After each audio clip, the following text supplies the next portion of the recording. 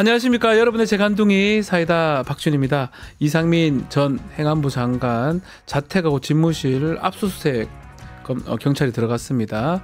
내용은 단전단수 지시가 있었냐 없었냐 이 부분 확인하겠다는 건데, 단전단수 얘기는 이미 12.3 직후부터 해서 계속적으로 나왔습니다. 소방청장 얘기, 또 최근에 이상민 전 장관은 헌법재판소 가서 멀리서 쫙 봤다고 천리안 같은 얘기를 지금 했었는데, 지금에 와서 압수수색을 해가지고 증거를 확보할 수 있을지요. 압수수색 했을 때는 긴급하고 신속하게 했어야지 가능한데, 일단은 수사 상황 지켜보기로 하고, 단전단수 지시가 맞다면 대통령이 시켰고 또 이상민이 그걸 받고 예컨대 언론기관 단전단수를 했다면 내란의 주요 업무 종사자가 될 수가 있겠죠. 중요한 심각한 사안이 될 걸로 보입니다.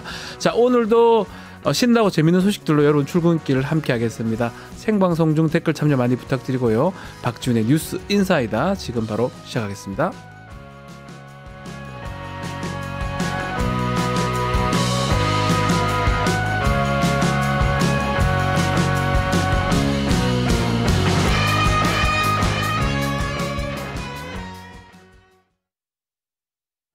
뉴스토마토가 12.3 내란을 막아낸 시민영웅 1000명 찾기 프로젝트를 진행합니다.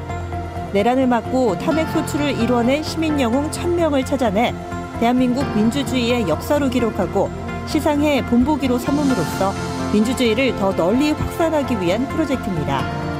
이 과정에 직접 참여했거나 참여자를 추천해 주실 분들은 아래 메일로 제보해 주세요. 많은 참여 바랍니다. 뉴스토마토와 함께 해주실 분들의 응원을 기다립니다. 바쁜 아침, 오늘 꼬가랄 뉴스들 엄선해서 정리해 드리겠습니다. 듣기만 해도 이해가 쏙 뉴스픽. 오늘도 우리 뉴스토마토의 자랑 전현주 기자와 함께합니다. 안녕하십니까? 네, 안녕하세요. 자, 오늘은 뉴스토마토 단독부터 짚고 가겠습니다.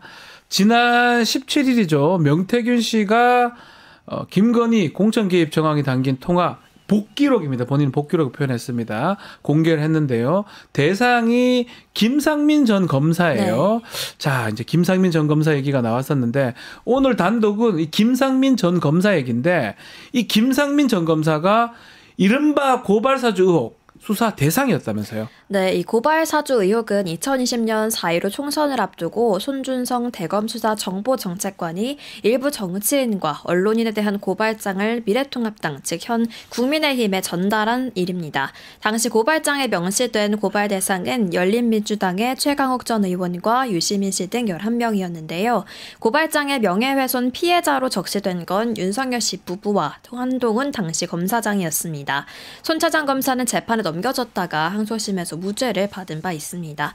해당 의혹을 수사했던 이 공수처 관계자에 따르면 수사 대상에는 이 손 차장 검사만 있는 게 아니었는데요. 손 차장 검사가 고발장을 전달하기 전에 이 고발 대상에 대한 판결문을 검색한 인물이 있었는데, 그 인물이 바로 김상민 전 검사입니다. 아하. 네, 이 공수처 관계자는 2020년 4월 고발 사주 의혹이 일어나기 직전 이 김 전 검사가 제보자 X, 지모 씨의 판결문을 검색했다면서 김 전 검사는 이 시기 손 차장 검사와도 통화한 걸로 파악된다고 했습니다.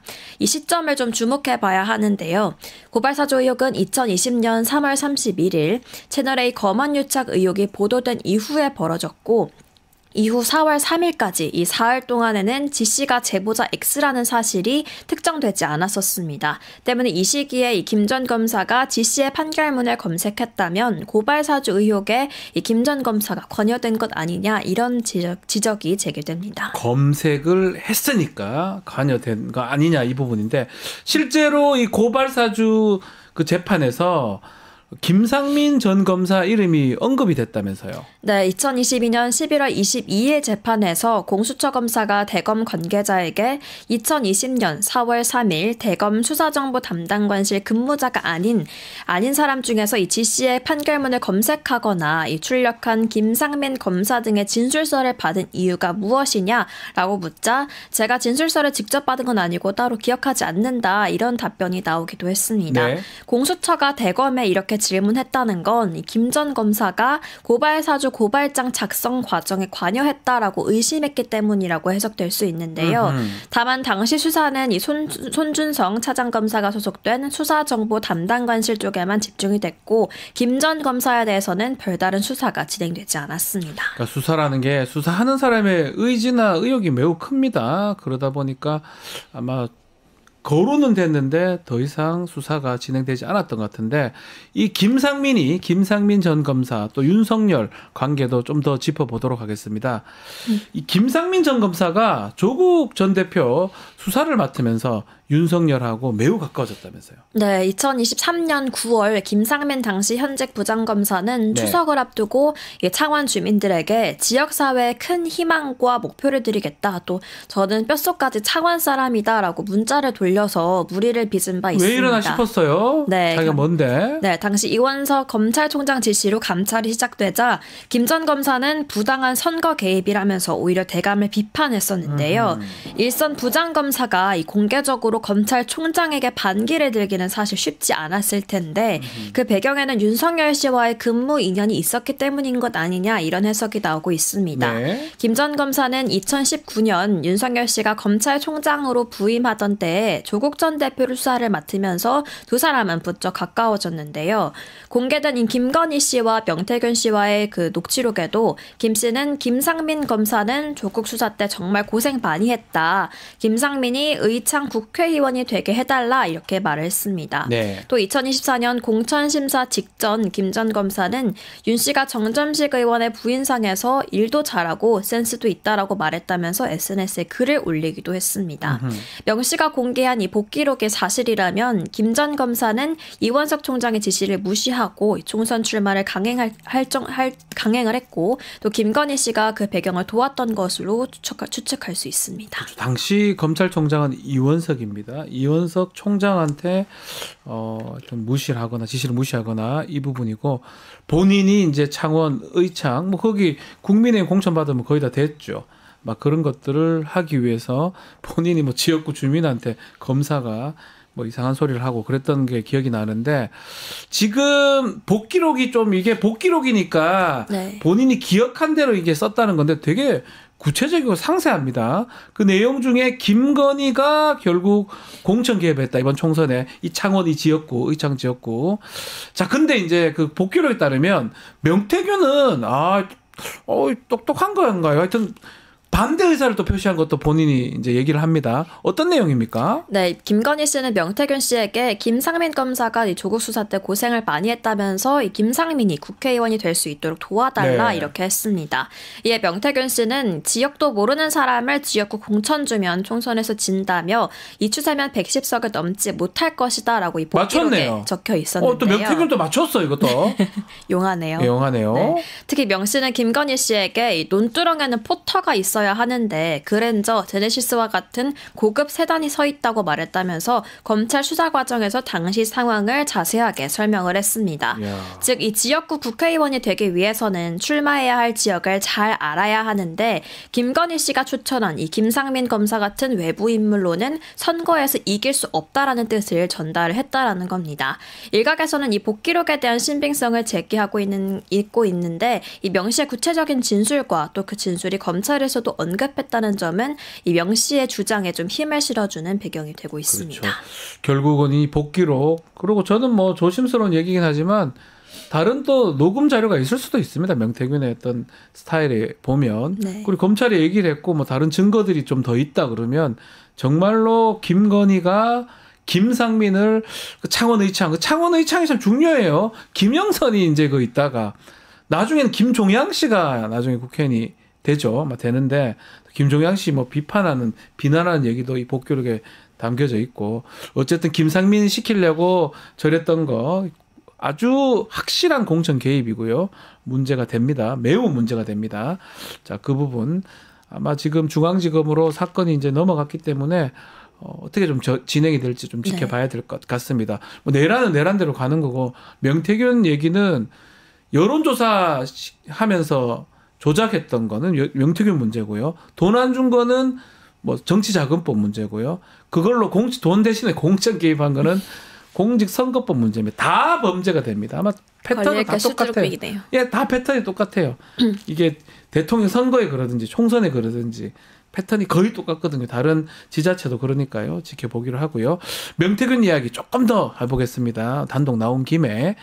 자, 홍준표 대구시장 이야기인데요. 명태균 관계를 계속 부인했는데 이 포렌식 과정에서 한금폰이죠. 포렌식 과정에서 명태균하고 홍준표 시장 아들의 카카오톡 내용이 입수가 됐습니다. 네, 그간 홍준표 시장은 자신의 명태균과 연관이 없다면서 계속해서 관계를 부인해 왔습니다. 네. 이 본인 덕에 홍 시장이 대구시장에 당선됐다라는 명태균 씨의 주장을 계속해서 반박해 왔는데요.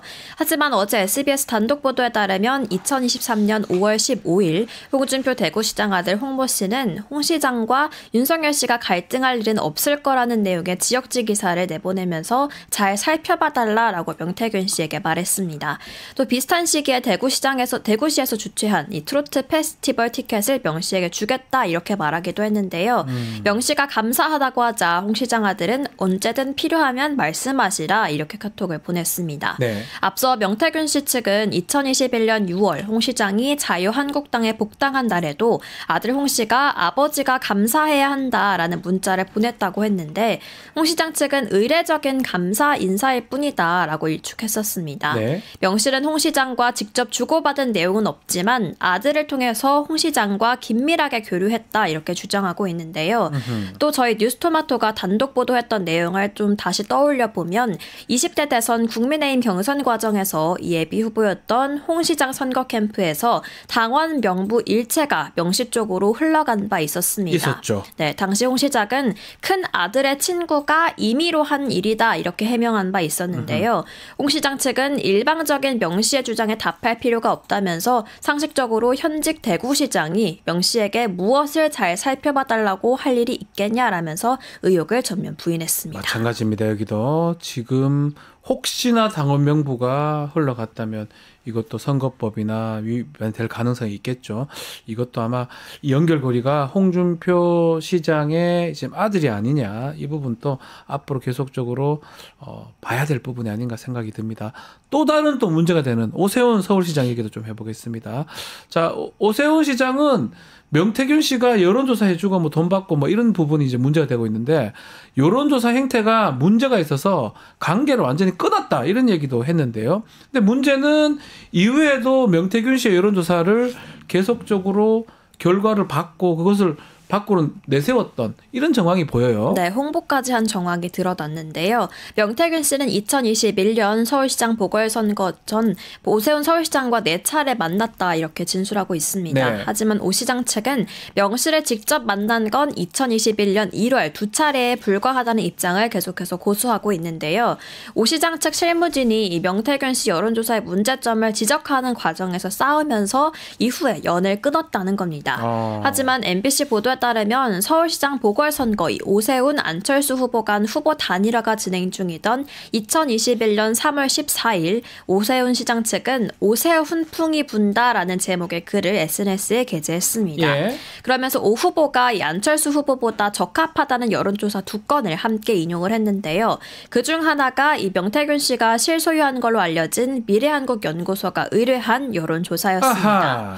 이 명 씨의 여론조사를 믿을 수 없어서 싸우고 관계를 끊었다는 오 시장 측이었는데 명 씨 측의 여론조사 결과를 인용하면서 본인의 경쟁력을 홍보하는 이 이중성이 드러났던 건데요. 네. 이에 대해 오 시장 측은 명 씨의 비공표 여론조사를 문제 삼았던 것이라면서 공표 여론조사를 홍보에 활용한 게 뭐가 문제가 되느냐라고 해명했습니다. 패턴은 거의 똑같아요. 여론조사를 통해서 명태균이 뭐 여론을 좀 조작이라 해야 되나요? 부풀려 가지고 이걸 비공표로 하다가 이거를 언론에 보도하고 나중에 또 잘 되면 그걸 갖고 또 이제 공표로 바꿔가지고 또 이제 제대로 또 하고 뭐 이런 패턴인데 안 봤다고 하고 안 했다고 하더만 이것도 다른 정황들이 드러나니까 이것도 아마 조사가 필요하고 진실이 좀 더 드러나지 않을까 지켜보기로 해야 될 것 같습니다. 자, 다음 이야기도 좀 짚어보겠습니다. 어제 윤석열 탄핵 심판 9차 변론길이 열렸는데 놀랍게도 거의 처음 보는데 출석했던 윤석열이 변론 절차 직전에 구치소로 돌아갔습니다. 네, 맞습니다. 이 윤석열 씨는 어제 9차 탄핵심판 변론기일에 출석하러 나왔다가 변론이 시작되기 전에 구치소로 돌아갔습니다. 윤 씨 측은 이 양측 대리인단이 지금까지 진행된 상황을 정리해서 의견을 설명하는 날임을 확인하고 원활한 재판 진행을 위해서 구치소로 복귀했다 이렇게 말했습니다. 하지만 헌재 측은 이미 지난 기일에 다음 변론이 어떻게 진행될지 미리 알린 상태였는데요. 따라서 왜 굳이 헌법재판소까지 나왔다가 변론에는 참여하지 않고 돌아갔는지에 대해서는 여전히 의문이 남습니다. 한편 심판정에 나온 윤 씨의 대리인은 헌재가 이 검찰 조서를 증거조서에서 제외해달라고 재차 요구를 했는데요. 이에 대해 문영배 헌재소장 권한대행은 재판부의 증거 결정은 이미 지난 4차 기일에 이뤄졌다면서 지금 이의 신청을 하는 것은 기간을 놓친 게 아닌가 하는 생각이 든다고 했습니다. 조 변호사는 계속해서 반발하다가 결국 가방을 들고 심판정을 나가버리는 상황도 연출됐습니다. 처음 봤습니다. 이렇게 구치소 측 허락을 받고 밖으로 나온 거잖아요. 나왔는데 변론 길 직전에 가버렸다. 무슨 놀러나 바람 쐬러 나왔습니까? 안에 있기 싫어서. 구치소도 이런 걸 봐야 되고 가기 처음부터 안 간다고 하든지 다 알고 있는 내용인데 거기 가서 지금 나오죠. 사마귀 선인장님 밥만 먹고 가지요 나옵니다. 밥만 먹고 가지요. 이렇게 오해를 한단 말이에요. 법 앞에는 다 평등해야지요. 지금 탄핵 심판 때문에 갔다면 그걸 하고 오든지 가보니까 뭐 하기 싫으니까 바람 쐈다가 그냥 들어가는 게 말이 됩니까? 더더군다나 재판하다가 또 변호인은 그냥 퇴정하기도 하고요. 납득하기 어려운 행동들이 계속 일어나는데 어제 열린 변론기일에서 결국은 양측 변호인단이 국회 측 또 피청구인 측 치열한 공방을 하긴 했는데 특히 20일 탄핵 심판 계속 연기해달라라고 요청했는데 재판부에서는 그건 받지 않았습니다. 그대로 진행될 것 같습니다. 네, 헌법재판소는 재판관 평일을 열고 오는 20일로 예정된 탄핵 심판 10차 변론기일을 그대로 진행하기로 했습니다. 네. 형사재판과 겹쳐서 25일로 일정을 미뤄달라는 윤석열 씨 측 요청을 받아들이지 않은 건데요. 대신 당초 오후 2시에 진행될 예정이었던 탄핵 재판을 1시간 늦춰서 오후 3시에 진행하기로 했습니다. 따라서 이 형사재판의 공판 준비 기일은 오전 10시고 오후 3시에 탄핵 재판이 진행될 예정입니다. 헌재가 이 변론 기일을 미루지 않은 건 좀 신속하게 결론을 내리겠다라는 의지로 풀이되고 있는데요. 이번 주 목요일 열리는 10차 변론 기일을 끝으로 증인신문이 마무리될 경우에는 헌법재판소가 이달 말 한두 차례 더 최후 진술을 들을 가능성이 큽니다. 따라서 3월 초에서 중순쯤에는 이 윤석열 씨의 탄핵 여부를 결정할 수 있을 가능성이 높아 보입니다. 맞습니다. 사실은 공판 기일이 재판 준비 기일이기 때문에 피고인 참석 의무가 없고요. 참석하지 말고 탄핵 심판이 중요하다면 탄핵 심판에 참석하면 되는 겁니다. 그거랑 중복되니까 뭐 말이 안 되고 그래서 1시간 미뤘기 때문에 아마 진행이 될 것 같고 만약에 한 번 더 잡는다면 25일 날 잡힐 것 같아요. 화요일 날 다음 주에 잡히고 결국은 그날 결심을 하게 된다면 3월 10일 전후로 결정이 탄핵 여부가 결정 날 것으로 예측이 됩니다. 뭐 그렇다면 조기 대선도 5월 초순이나 4월 말에 될 가능성, 4월 30일 아니면 5월 7일, 5월 14일 뭐 그쯤에 될 가능성이 있습니다. 왜냐하면 탄핵되고 60일 아니니까요. 지켜보기로 하겠습니다. 자, 오늘 뉴스픽 전현주 기자와 함께했습니다. 감사합니다. 네, 고맙습니다. 자, 이어서 수요일은 남자로 돌아올 테니까요. 조금만 기다려주십시오.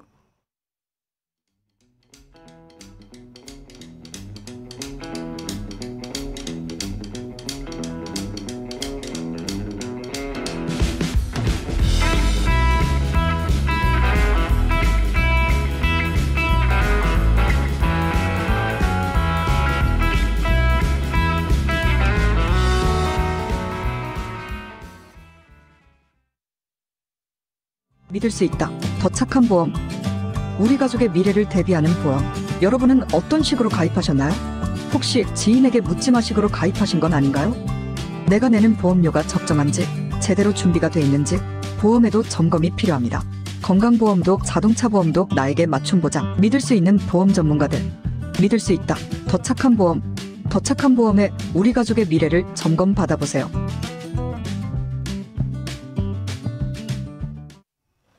자, 자, 하루도 조용할 날 없는 정치권 또 언론 속에서 열불나는 여러분들을 위해서 꼭 필요한 분입니다. 오늘도 속사포처럼 빠르지만 시원하고 통쾌한 말씀 기대해 보겠습니다. 최진문 교수와 함께하는 수요일 남자입니다. 안녕하십니까? 안녕하십니까? 자, 이번 한 주 동안 어떤 이슈가 우리 교수님을 가장 화나게 했을까요? 저를 화나게 한 건 박현수라고 아시죠? 박현수 지금 서울 욕하면 안 됩니다. 욕 안 해요. 이런 아침부터 욕하시면 큰일 납니다. 제가 언제 욕을 했습니까? 왜 이러세요? 저한테 목사가 욕을 목사님이신데. 합니까? 욕 안 합니다. 교수님 목사님이신데. 1년 6개월 만에 3계급을 올라간다는 게 말이 된다고 생각하세요? 안 능력자 아닙니까? 그게 능력이에요? 부럽네요. 아니 경찰 사상 그런 일이 없어요. 그렇죠. 1년 6개월 동안 3계급을 어떻게 올라가냐고요. 한 계급 올라가기도 힘들어요. 이게 뭐 하는 겁니까 지금? 경무관 치안감 치안정감이 네. 따다다다다다 1년 6개월 사이에 일어난 일이야 이게. 아니 그러니 그리고 네. 이 사람이 지금 경찰청장하고 통화했다는 거 아니에요. 계엄 있을 때. 이거는 이런 사람을 그리고 행안부 경찰국장을 했고요. 행안부 장관은 통화한 걸로 나오고요. 이런 사람이 왜 그러면 3계급 특진을 했겠냐고. 그렇게 빠르게 올라갈 수가 없어요. 그러면 거기 같이 일하는 사람 얼마나 그 박탈감이 들겠습니까? 같이 졸업했던 사람이든 뭐 같이 들어갔던 사람들 입장에서는 뭐야 저 사람. 그렇죠. 한 계급 올라가려고 얼마나 노력을 하는데 이런 식으로 했는데 이런 사람을 서울경찰청장 직무대리를 맡겨놨어요 지금. 아니 서울경찰청장이 어떤 일을 하는지 다 아시잖아요. 알죠. 서부지방법원 폭동 그거 수사하고 있죠. 관련된 비상계엄 관련된 많은 일들을 지금 수사하고 있어요. 거기서 그런 사람이 앉아 있으면 제대로 수사가 되겠냐고요. 왜 이러는지 모르겠어요. 저는 이해가 안 되는 게 그렇게 빨리 진급시키는 것도 그렇고 예. 이게 되게 중요한 위치이기도 하고 되게 또 의심스러운 행동을 했지 않습니까? 행동했죠. 굳이 이 사람을 임명할 필요가 있나요? 없지. 그러니까 반말하지 마시고요. 깜짝 놀랐습니다. 예. 없지요. 이상하잖아요. 친하잖아. 친하시죠. 이런 식으로 할 거예요? 네, 감사합니다. 알겠습니다. 저도 사실 이해가 안 돼서 굳이 이럴 필요가 뭐 있습니까? 굳이 이 상황에 내란 상황에서 전화 받고 대놓고 하는 거예요. 대놓고. 행안부의 경찰국장인가 뭐 했던 사람이라면서요. 그러면 상당히 문제가 돼요. 그 위치 자체가. 당연하죠.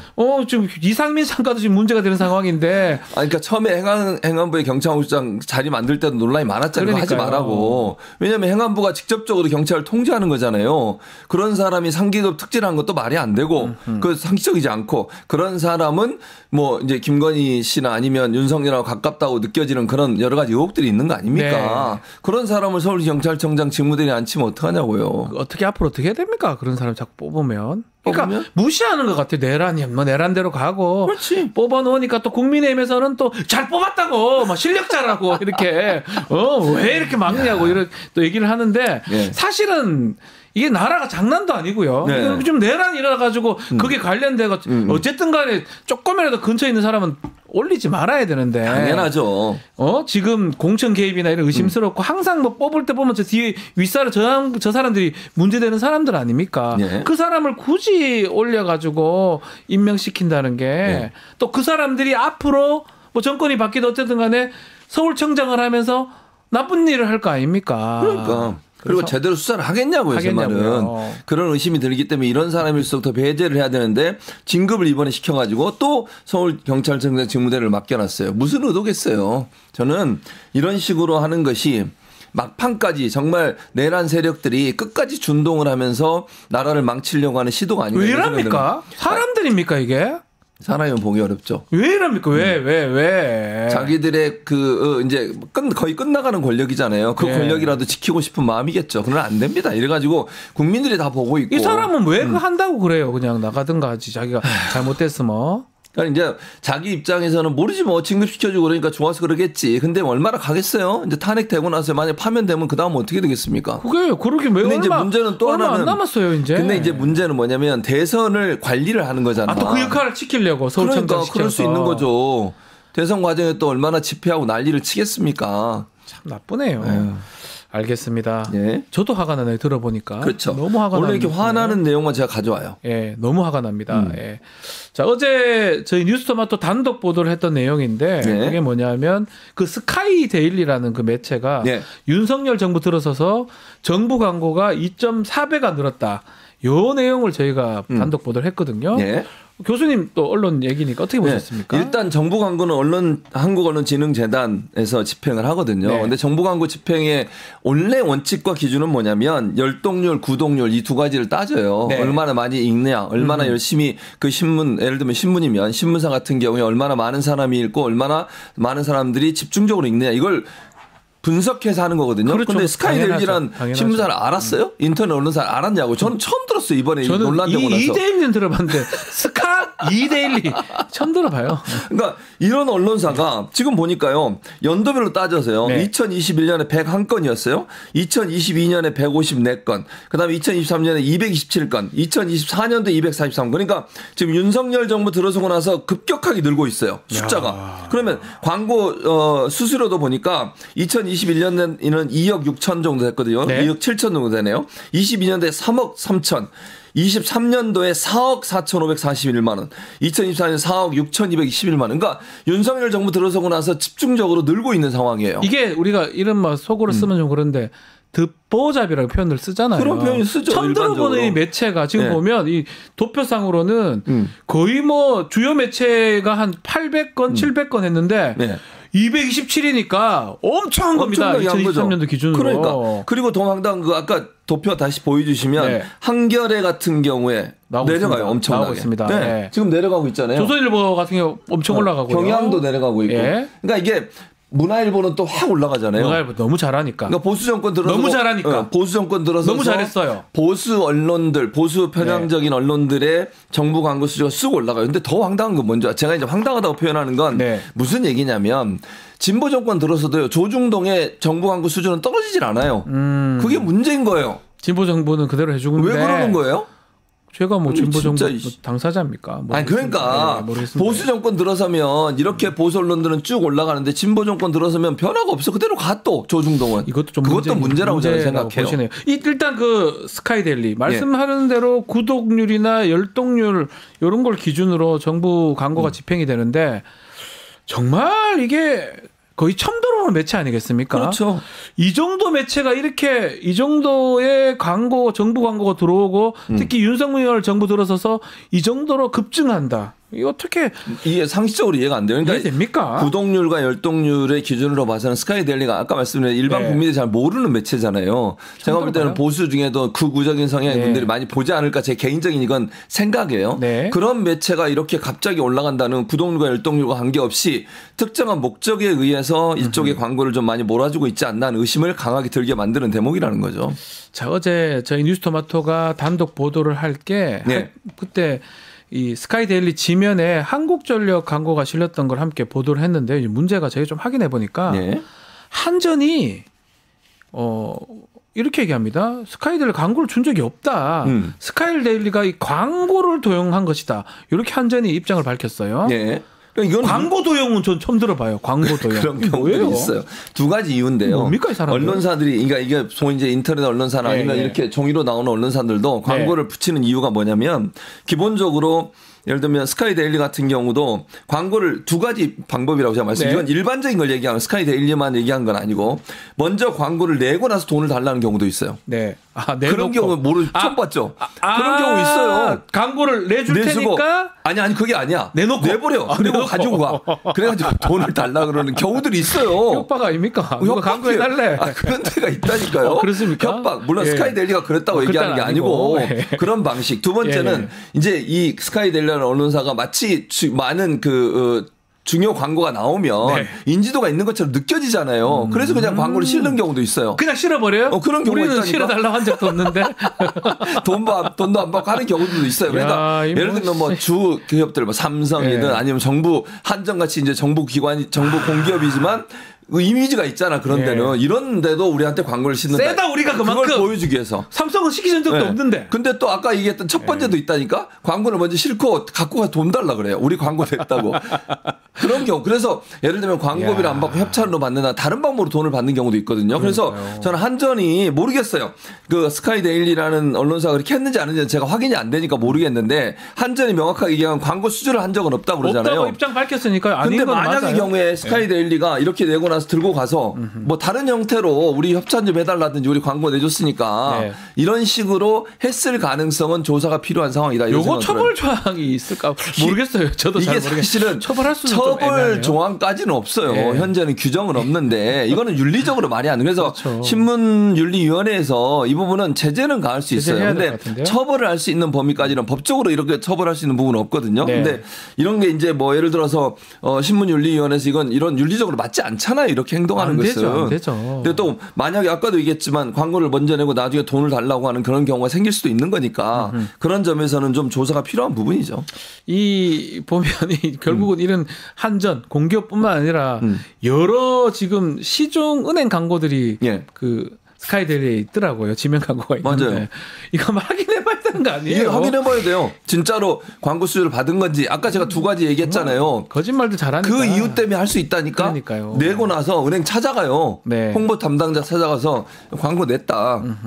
그럼 황당할 거 아니에요. 그러니까요. 우리 광고 한 적 없는데요? 아니 냈으니까 조금이라도 줘라. 이렇게 할 수도 있고 아니면 뭐 협찬 이런 방식으로 다른 방식으로 이렇게 받을 수도 있고 예를 들면 그렇다는 얘기를 스카이데일리가 했다는 게 아니고 지금 그런 의심이 든다는 거예요. 그리고 또는 아까 말씀드린 것처럼 자기 언론사의 어떤 이미지를 높이기 위해서 뭐 관계없이 근데 이거는 언론사는 그렇게 할 수 있지만 이런 이미지가 나쁜 언론사에 예컨대 지금 이런 것처럼 가짜뉴스나 이런 문제 논란이 되고 있잖아요. 이 언론사가 그런 언론사에 자기 광고가 나갔을 때 그 업체의 이미지는 엄청나게 떨어지는 거잖아요. 맞습니다. 그 사람들한테는 문제를 제기할 수 있지 충분히. 손해를 볼 수가 있죠. 그렇죠. 뭐 업무 방해 이런 거 안 될까? 아니, 저는 가능하다고 변호사님 보거든요. 업무 방해 안 되겠어요? 저는 위계 업무 방해죄. 왜냐하면 스카이데일리라는 광고 그 언론사가 매체가 이게 맞아 신뢰받거나 이런 건 아니라고 하면 가능성도 있다고 봐야 될 것 같아요. 근데 그런데 광고하면 사람들 볼 때 뭐 이런데 광고하는 회사는 좀 문제가 있네 이럴 수 있는 거잖아요. 그럼 이미지 실추가 일어나는 거니까 그것도 법적으로는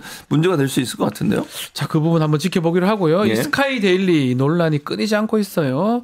지금 뭐 중국인들이 와서 뭐 어디 잡혀가고 뭐 미군 부대 뭐 얘기를 하면서 그거 허위사실 유포로 지금 고발이 된 상황입니다. 근데 취재원이 있다고 하는데 취재원 중에 한 명이 이게 유명하죠. 요즘 TV 많이 나오는 사람인데 캡틴 코리아에서 나오는 사람입니다. 캡틴 코리아로 활동한 캡틴 코리아 진짜 캡틴 코리아가 아니고요. 수사 받고 있지 않나요? 저 사람 유튜버 이 사람이 취재원이라고요. 취재 좀 많이 나왔죠. 좀 이상한. 더 웃긴 건 기사의 내용을 보면 이렇게 돼요. 정통한 미국 소식통이래요. 저 미국 사람인가 그 사람이? 몰라요. 미국 사람이 누군지. 저는 잘 누군지 모르는데. 코스프레하는 사람 아니에요? 차라리 나한테 물어봐. 내가 미국에 13년 살다 왔거든. 그러니까요. 내가 정통한 미국 소식통이다 그러면. 이런 식으로 따지면 아니 저분이 어디서 뭐 했는지 내가 잘 모르겠는데 캡틴 아메리카가 뭔가 저분 아니 저분이 무슨 미국 정통한 미국 소식통이라고 그 사람을 인용해가지고 출처가 그 사람이라는 게 말이 됩니까 이게? 그 사람 말을 인용해가지고 저 사람 유튜버가 하는 유튜버 내용을 보세요. 편향적인 내용들이 많이 있잖아요. 그런 사람의 말을 인용해가지고 기사를 쓰면 편향적인 기사가 나오지 않겠습니까? 그리고 이렇게 마치 누구를 안 밝히는 게 그래서 위험한 거예요. 뭐냐면 정부 관계자에 따르면 이런 얘기 있잖아요. 미국 전문가에 따르면 누군지 몰라. 저 사람이 미국 전문가예요. 미국 무슨 캡틴 코리아 캡틴 아메리카인데 이제 캡틴 코리아로 자기가 옷 입고 와가지고 하는 거잖아요. 박지훈 변호사는 옷 입으면 그냥 미국 전문가네. 저도 미국에 한 달 정도 있었거든요. 한 달 있었잖아요. 그럼 전문가입니까? 아니죠. 아니잖아요. 이 사람 자체도 매우 문제가 되고 매우 많은 유튜브에 등장합니다. 그리고 이 사람 보니까 뭐 놀라운 게 뭐 본인이 무슨 CIA하고도 안다 그러고 말도 맞을 수도 있어요. 맞으면 뭐 저한테 문제 제기하십시오. 모사드도 안 울고 뭐 이렇다고 하는데 이런 사람의 말을 믿고 교차 확인도 안 하고 이거를 중국 무슨 간첩이니 등등의 뭐 얘기를 한다는 게 하여튼 둘 다 문제입니다. 다 문제라고 봐야 됩니다. 이것도 좀 나중에 좀 확인이 돼야 될 거고 잘못된 거라면 좀 엄하게 처벌하면 뭐 장난입니까? 언론이 장난입니까? 그거 안 되죠 그러면. 처벌이 좀 필요할 것 같습니다. 자, 지금 문제가 가짜 뉴스를 이렇게 이런 매체에서 발행하고 또 그거 유튜브들은 이거 진짜 매체인 것처럼 이렇게 싹 해서 유튜버에 또 확대 재생산을 하고. 맞아요. 요게 지금 문제 같은데 보니까 신문윤리위원회에서는 그냥 뭐 자사 게재 경고 정도만 한다 이렇게 얘기를 하는데 이거는 어떤 조치인지 또 그리고 좀 더 높은 제재를 해야 되는 거 아니냐 생각 들거든요. 근데 사실은 제재할 수 있는 게 세 가지밖에 없어요. 신문윤리위원회에서 문제가 되는 신문사, 그러니까 신문윤리위원회는 신문사들에 대해서만 제재를 할 수 있는데 네. 주의, 경고, 공개 경고 세 가지밖에 없어요. 네. 그 이상이 없어 아무것도. 그러니까 지금 자사 게재 경고라는 건 뭐냐면 경고인데 이 경고받은 내용을 자사 홈페이지에 일정 기간 동안 게재하라는 거예요. 이게 제재를 받았다는 걸. 그러니까 이게 일반 경고보다는 좀 강하긴 하지. 왜냐하면 경고는 그냥 서류로 경고합니다고 보내는 건 끝이지만 이제 이 스카이데일리라는 인터넷 판이나 이런 데다가 공개를 해야 돼요. 우리가 이런 부분 때문에 제재를 당했다고 하는 걸 일정 기간 동안. 그러니까 자사 게재 경고는 경고 내용을 자사 홈페이지 일정 기간 동안 게재하도록 하는 그런 절차거든요. 근데 문제는 뭐냐면 더 높은 제재를 하고 싶어도 제재할 수 있는 게 세 가지밖에 없다니까요. 주의 경고, 공개 경고. 주의 경고, 공개 경고. 세 개밖에 없어요. 그러니까 더 이상 뭘 할 수 있는 게 없는 건데 신문윤리위원회에서 그래서 이 부분을 조금 더 강화시킬 필요가 있겠다. 그러니까 제대로 보도를 안 하고 가짜 뉴스를 생산해내면 아예 그냥 몇 달 동안 발행을 못하게 하든지 이런 좀 강한 제재까지도 들어갈 필요가 있겠다 이런 생각이 드는데 아직 없어요 이런 제재가. 그러니까 이걸 만드는 방안도 고려할 필요가 있다는 생각이 듭니다. 알겠습니다. 자, 이 이야기도 좀 나눠보겠습니다. 최근 문형배 헌법재판소장 권한 대행입니다.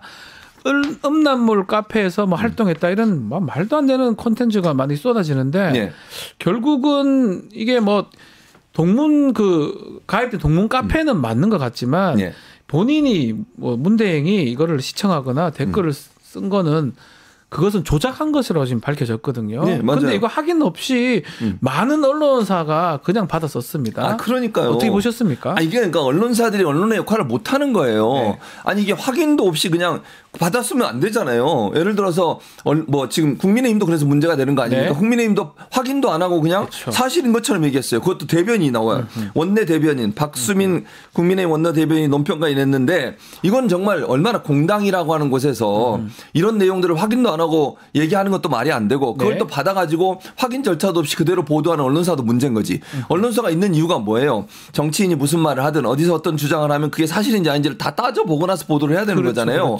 그러라고 언론사가 있고 그러라고 기자한테 월급 주는 건데 뭐 하는 거예요? 그냥 받아쓰기 하려면 뭐하러 있어.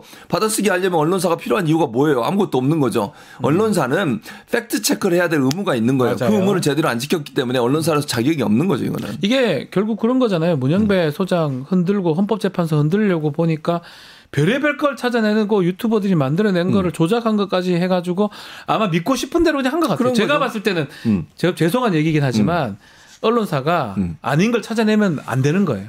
보도 못 하잖아요. 그렇지. 보도 너무 하고 싶은 거야. 보도 너무 하고 싶은데 이게 만약에 잘못했다 교체 검증하다가 아닌 걸 찾아내면 보도 못 하잖아요. 그게 안 된다는 거잖아요. 그렇지. 언론 기관으로서 기본이 안 돼 있다는 건데 마찬가지 말씀하신 것처럼 정당도 문제예요. 박수민 원내 대변인 이 사람 결국은 나중에 사과를 했어요. 사과했어요. 근데 이 사람 보니까 이거 뭐 국민의힘 가짜 뉴스 발굴단 단장인데요. 그 가짜 뉴스 발굴단 단장이라는 사람이 가짜 뉴스를 발굴하긴 했네요. 지가 해버렸네 발굴해서. 자기가 가짜 뉴스를 퍼뜨린 게 돼버린 거잖아요. 이게 와 또 뭐하는. 그래서 저는 국민의힘 가짜 뉴스 발굴단이 뭐하러 있는 존재인가. 정말로 가짜 뉴스를 발굴하고 있는 건가. 아니면 자기들 공격하고 자기들한테 부정적인 기사에 대해서 비판하려고 존재하는 게 곳인가 또는 민주당 공격하려고 있는 것인가 이렇게밖에 생각이 안 들어요. 그렇게 보여요. 진짜 가짜뉴스를 발굴하는 생각이 없는 거야. 이 지금 팩트 체크도 안 하고 자기 마음대로 지금 보도한 국민의힘 대변인 사실 문형배 대행은 충격도 클 거고 고통도 클 겁니다. 명예훼손이잖아요. 지금 앞에 그 집회하고 그 집 앞에서 그러는 거 있는데 언론들도 어느 정도 질책은 했던 것 같은데 어떻게 보도를 했습니까? 일단 언론들은 대체적으로 그러니까 비판적 보도를 했어요. 동아일보 같은 경우도 허위 정보 확성기된 여당 기본적인 팩트 체크도 안 하나 이런 비판 보도가 있었고 동아일보도 네, 동아일보도 한국일보는 팩트도 틀린 문형배 인신 공격 국민의힘도 넘었다 이렇게 이제 비판적 기사를 도가 넘었다 그죠? 도가 넘었다 국민의힘도 도를 넘었다 이런 얘기를 하고 있죠. 방심위가 이런 부분들 제재를 해요. 이상한 거 제재하지 마시고 방심위 이런 부분은 저는 반드시 제재를 해야 된다고 보거든요. 언론이 흉기가 되는 거 아니겠습니까? 그렇죠. 또 뭐 지금 국민의힘 대변인도 마찬가지고.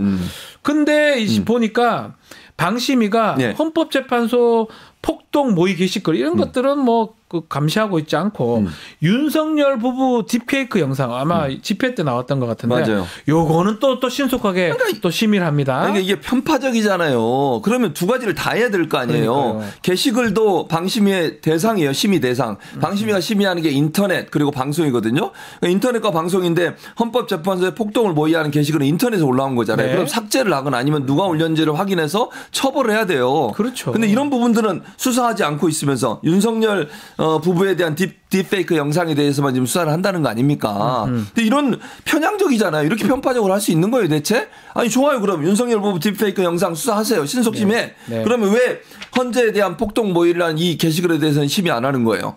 이런 이 방심위가 이러니까 편파의 논란이 되는 거 아닙니까? 그러니까 방심위가 계속 문제가 되고 그렇게 막 얘기가 나오는 게 그런 건데 지금 이 기본 구도를 보면 이 극우 온라인 커뮤니티에서 이런 것들을 만들어냅니다. 네. 조작도 하고 뭐 별의별 게 나와요. 그러면 또 극우 성향의 유튜버가 야 진짜입니다 이렇게 딱 보도를 받아서 하고 방송하죠. 그걸 받아하면 또 집회하러 나가요. 집회에서 또 그걸 받아서 또 얘기해. 하면 또 국민의힘이 대변인이 또 얘기해. 예. 이런 커넥션이에요. 이게 얼마나 웃기냐고. 그러니까 결국은 극우 온라인 커뮤니티에 올라온 글이 국민의힘에서 말하는 내용이 돼버리는 거야. 돼버리잖아요. 예. 아니 확인도 안 하고 사실관계 확인도 안 하고 공당이라는 곳에서 국민의힘은 대체 뭐 하는 집단인지 모르겠어요. 국민의힘은 기다리고 있는 것 같아요. 그렇죠. 좀 만들어주면. 아니, 그건 아니면 아니라 그러십시오. 왜냐하면 뭔가 지금 공격해야 되고 정쟁화 시켜야 되고 헌법심을 흔들어야 되는데 안 흔들리니까 흔들 거를 만들어내기를 바라고 저는 이런 생각이 자꾸 들어요. 예. 확인 안 한다는 건 곧 뭘 의미하냐면 예. 이러기를 바라는 거예요. 확인했다가 잘못된 게 나오면 본인들 생각하고 다른 게 나오면 큰일 나잖아요. 그렇지. 그래서 하는 게 아니냐. 크게 의심을 받는다는 거예요. 제대로 체크를 하고 언론도 마찬가지고 특히 정당이라면 당연히 그렇게 해야 되는데 이런 악순환을 끊어내려면 어떻게 하면 끊어낼 수 있을까요? 아니 일단 저는 국민의힘이 그러니까 일단 1차적으로는 네. 이런 커뮤니티나 아니면 그 유튜브에서 말도 안 되는 거짓 가짜 정보들을 올린 것에 대해서 즉각적으로 심의에 들어가야 된다고 생각해요. 방심위가 이런 부분들을 제재해야 된다고 보고요. 네. 1차적으로. 네. 두 번째는 국민의힘 같은 경우에는 자체적으로 팩트체크를 제대로 해야 될 거 아닙니까? 맞습니다. 아니 그리고 정당이라는 곳에서 어떻게 유튜브에서 올라온 글을 그대로 받아가지고 확인 과정도 없이 그걸 그대로 말을 합니까? 대변인이라는 사람이. 그거 바란 거 아닐까요? 아니, 그렇게 생각이 든다니까요. 제발 좀 그래라 하는데 올랐어요. 더 이상하게 진짜 하지 마. 이럴 것 같다니까요. 그러면 안 되는 거 아닙니까? 안 되지 당연히. 그 정당을 그만해. 그런 정당 할 필요가 없어요. 그 유튜브 하세요. 그거 커뮤니티 가세요. 그러니까 그냥. 답답합니다. 답답합니다 진짜. 예. 자 알겠습니다. 요 정도로 하고요. 조심하셔야 돼요 진짜로. 나중에 정말 처벌됩니다. 처벌되죠 이거 당연히. 네. 자 탄핵 심판이 지금 막바지로 접어들면서 조선일보하고 TV조선의 상황을 좀 봐야 될 것 같은데 이 특히 조선 이쪽들 헌법재판소 흔들기를 계속하는 것 같습니다. 일단은 TV조선 보도 형태를 한번 짚어주시죠. 예, 일단 TV조선 메인 뉴스가 있잖아요. 네. 메인 뉴스에 지난 12일 날 첫 번째 소식이 뭔지 아십니까? 뭐죠? 첫 번째는 아니구나. 12일 날 무슨 보도를 했냐면 국민의힘의 헌법재판소 항의 방문을 첫 소식으로 전했어요. 이게 뭐 중요한가요? 그러니까 이게 중요도로 따지면 이게 중요하냐고요. 그리고 헌법재판소 항의 방문을 한 거에 대해서 비판적으로 다뤄야 되는 거 아닙니까? 예를 들면 이렇게 얘기를 했습니다. 앵커 오프닝 멘트가 이렇게 돼 있어요.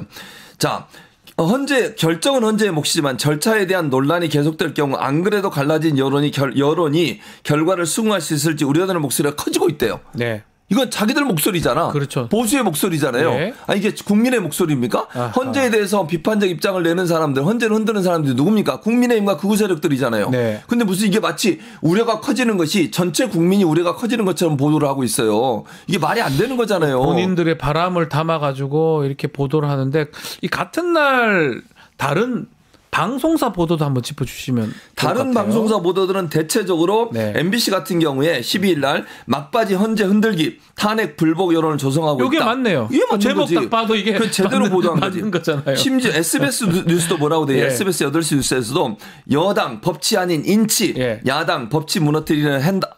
야당은 법치를 무너뜨리려 한다라고. 최소한 이거는 이 정도 균형을 맞춘 거잖아요. 여야가 함께 얘기한 부분들에 대해서. 예. 근데 지금 JTBC 같은 경우도 검찰 조사 조서 채택 8년 만에 정반대 입장 이렇게 보도를 했거든요. 권성동 예, 그 아마 얘기를 한 당시 거예요. 얘기를 한 것 같아요. 예, 맞아요. 그러니까 예. 권성동 원내대표가 당시에 국회 소추단장이었잖아요. 네. 그때는 이렇게 해놓고 이때 와서 왜 말을 바꾸냐 내로남불이다 이런 비판을 한 거예요. 그러니까 언론사라면 이런 패턴으로 보도하는 게 정상인 거죠. 정상인데 조선 TV조선은 자 문제가 좀 있어 보이고 본인들이 바람을 그렇게 보도로 팍팍 실어넣는 느낌인데 예. 조선일보 사설 어땠습니까? 사설도 마찬가지입니다. 예. 이게 사설 같은 경우도 내란 규명 신용만한 헌재 이렇게 했고요. 양상훈이라는 사람이 칼럼을 썼는데 이 사람 맨날 이런 거 쓰는 사람 아닙니까? 탄핵 때 기각 두 선택지밖에 없나?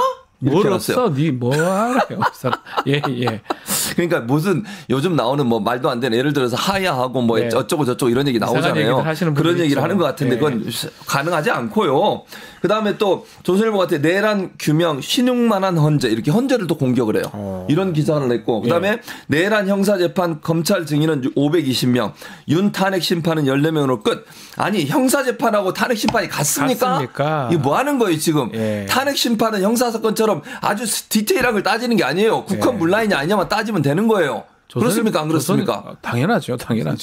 그리고 또 하나 현직 검사장 일제 재판반도 못하는 이거 그 여자 그 검사장 있잖아요. 예. 춘천지검장이죠. 이거 모든 진짜. 언론에서 비판하고 있는데 이게 뭐 하는 거예요, 진짜? 헌법재판소 우리 재판관들을 일본 재판관에 비유를 하고 그럼 윤석열이 안중근에 비교하는 안중근이 거짓말합니까? 진짜 헛소리를 합니까? 계엄 일으켰어? 안중근 의사가? 진짜 죽이긴 했죠.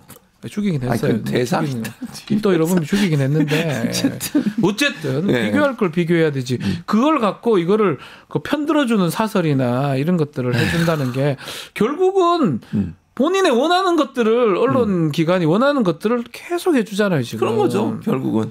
이게 언론기관으로서 이렇게 하는 게 맞습니까? 말이 안 되는 거죠. 언론사라 이름을 떼야 돼요. 이거는 언론사라고 하는 건 균형 잡히고 그다음에 공정하고 객관적인 내용 그리고 팩트 체크를 한 다음에 보도를 해야 되는 거예요. 네. 특정 정치 세력을 위해서 봉사하는 듯한 태도를 보이는 이런 조중동 같은 언론사들이 그래서 비판을 받는 거예요. 동아일보는 좀 덜한 것 같아요. 동아일보는 약간 논조가 바뀐 것 같아요. 중앙일보도 조금 바뀐 것 같고요. 네. 근데 이게 지금 조선일보 같은 경우에 이런 식으로 보도를 하면 이게 어떻게 공정한 보도라고 할 수 있겠습니까?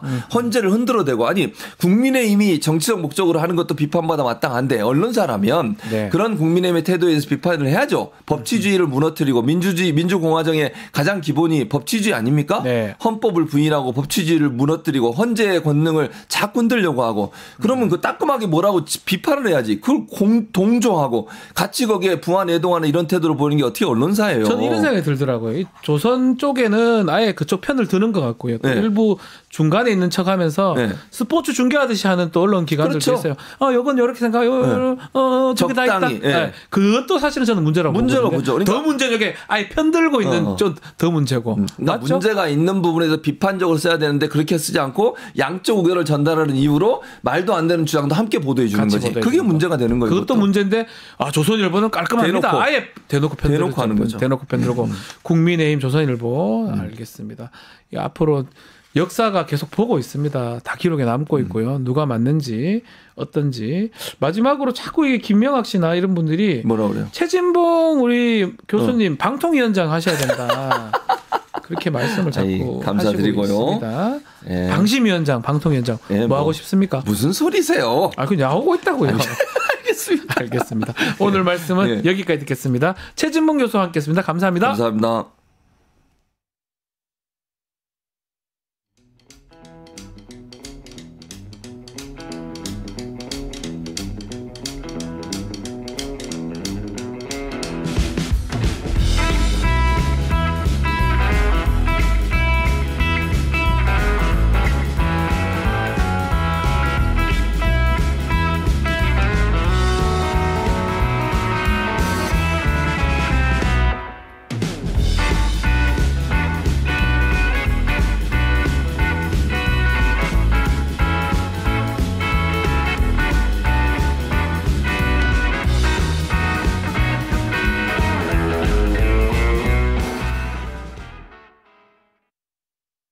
유튜브 구독하고 실시간 채팅과 댓글을 남기시면 매일매일 7천 TTCO를 드립니다.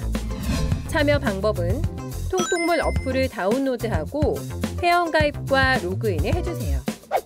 마이페이지에서 나의 회원 고유 번호를 복사해 주세요. 유튜브 구독 후 실시간 채팅이나 댓글창에 고유 번호를 한 번만 입력하면 준비 끝!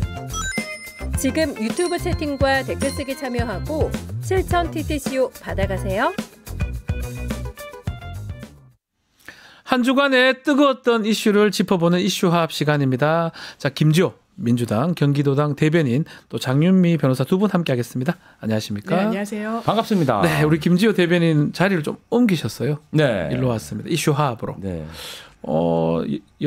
국회의사당 1번 출구는 좀 젊은 청년 정치인 얘기를 들어보는 시간이라서 했는데 어떻게 좀 기분이 안 좋으십니까? 젊지 않다고 판단한 제가 거라고. 이제 네. 황희도 네. 기사님을 꼭 잡아야 되는데 네, 그렇습니까? 우리 장윤미 변호사님이 또 워낙 또 강자이시고 또 이미지가 좋으시기 때문에 네. 이제는 우리 장윤미 변호사님을 꽉 잡아야겠다. 잡으시면 됩니다. 그 옆에 서 있으면 그냥 네. 인지도가 팍팍 올라가겠다. 우리 또 시청자분들이 우리 김지호 우리 대변인 사실 저랑 나이가 같습니다. 다들 또 놀라실 것 같은데 누가 손해인지는 모르겠고 김지호 대변인이 참 젊어 보이잖아요. 피부 좋고. 아유, 아닙니다. 네. 네. 그래서 하여튼 이번 주부터는 이제 이슈 화합에서 네. 같이 하도록 하겠습니다. 자, 오늘은 뉴스토마토 단독 이야기부터 조금 시작해 보겠습니다. 네. 명태균 얘기입니다. 명태균 얘기. 명태균은 사실은 작년부터 계속 저희 뉴스토마토에서 계속 단독으로 갔었고 그 9월 5일을 기점으로 막 윤석열 정부가 혹 하다가 계엄, 내란 지금까지 온 것 같은데 지금도 단독들이 쏟아지고 있습니다. 자, 김건희하고 명태균 통화를 하면서 이 검사 출신 한 명 김상민입니다. 이 사람 국회의원 되도록 김건희가 부탁했다. 이 내용 어떻게 들으셨습니까? 이 진짜 좀 저는 굉장히 놀랍더라고요. 네. 당시에 23년도인가요? 네. 그 당시에 국정감사 시절에 박주민 의원이 네. 김상민 검사가 뭐 창원 지역에 뭐 문자를 보낸 내용을 공개해서 깜짝 놀랐어요. 굉장히 화제가 됐었습니다. 자기가 뭔데? 서울에서 근무하는 현직 검사가 자기가 뭔데? 뭐 창원에 뼈를 묻겠다. 네. 창원 사람이다. 뼛속까지 창원 사람이다. 이러한 내용의 대량 문자를 네. 명절에 보낸 거예요. 깜짝 놀랐어요. 그래서 검찰청도 발칵 뒤집혀서 네. 뭐 이 사람에 대한 징계 논의도 되고 네. 정신 나간 검사다. 뭐 아무리 선거에 뜻이 있어도 선거에 나가려면은 검사직을 그만두고 선거운동을 해야지 현직 검사가 선거운동 하냐 이런 비판이 많아서 이원석 검찰총장도 굉장히 경고를 하고 징계도 하고 이랬던 걸로 징계도 제가 먹었죠. 예, 이랬던 걸로 기억하는데 알고 봤더니 이런 바보 같은 짓을 하는 데는 다 이유가 있어요. 이유가 있었다는 거예요. 된다고 생각하니까 인 거 아닙니까? 뒷배가 정말 든든했다. 그리고 저는 명태균 씨의 그런 뭐 진술이 복기록이라고 있을 하죠. 예. 법한 얘기라고 봐요. 왜냐하면은 뭐 검사가 창원에 무슨 기반이 있겠습니까? 네. 그러다 보니까 경선이라든지 이런 걸 하려면은 지역에 있는 유지 기반 있는 사람과 손을 잡아야 됐고 창원 성산에서 그냥 자기 얼굴로 아무 직책도 없이 공무원들한테 그냥 산당 관련 보고를 받고 정말 그 지역의 소황제처럼 행세했던 사람이 누굽니까? 명태균 아닙니까? 명태균에게 부탁해가지고 김상민 검사에 대해서 어떤 공천을 받고 당선이 될 수 있게 조력하자고 부탁할 만한 사람이 근데 좀 신기한 게 김건희도 사인이잖아요. 일반인이잖아요. 네. 명태균도 일도 아무것도 아니에요. 근데 뭐 의창 지역구로 이제 호족처럼 내 것처럼 그러니까요. 줄게 뭐 이런 느낌으로. 근데 그 전에 김영선 지역구 네. 그 창원 의창이 아마 그런 것들이 작동한 것 같다는 생각도 놀랍습니다. 맞습니다. 대단히 이례적인 행동을 했던 거예요. 네. 검찰총장이 감찰 지시까지 했던 그렇죠. 거예요. 이게 그 정치적 중립 의무가 모든 공무원한테 해당합니다만 수사기관의 일원으로서는 더 견제해야 되는 네. 거예요. 말씀 주신 것처럼 왜 이러지 이 검사?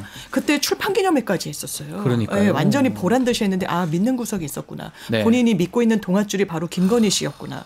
그리고 이 사람 어느 정도나 유착이 돼 있냐. 뉴스토마토 단독 보도 내용은 대단히 의미심장하다고 네. 저는 생각해요.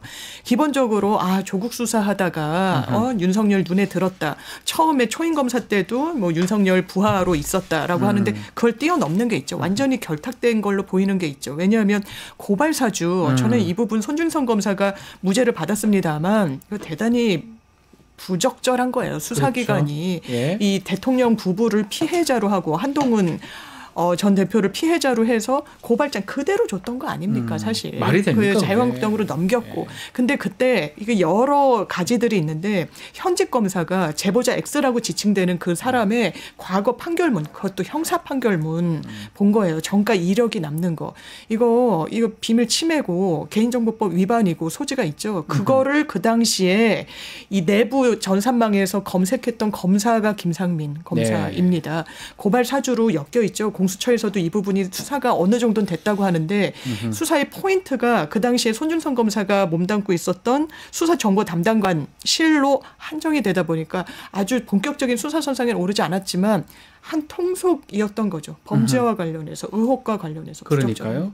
지금 말씀대로 지금 김상민하고 윤석열 두 사람의 관계를 보면서 특히 고발 사주도 있지만 나중에는 조국 전 대표 수사를 할 때 김상민이 부장검사, 주임검사를 아마 했는 것 같아요.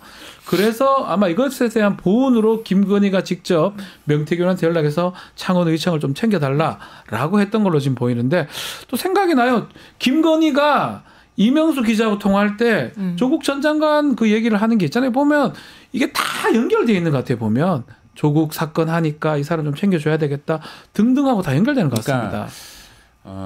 윤석열 대통령이 검찰총장 시절, 네. 서울중앙지검장 시절에 자신의 수하로 있던 부하 직원들을 공적인 조직에서의 관계가 아니라 사병처럼 부렸던 것이죠. 그러니까요. 사병처럼. 그러니까 내가 가서 수사하라면 수사하고 내가 가서 고발장 작성해서 공작하려면 하고 네. 그런 의심이 들을 뿐이 없지 않습니까? 그런데 검사라는 직위 자체가 정말 권한도 많고 국민의 인신을 구속할 수 있는 엄청난 그런 권한을 가지고 있는 사람들인데 그러니까요.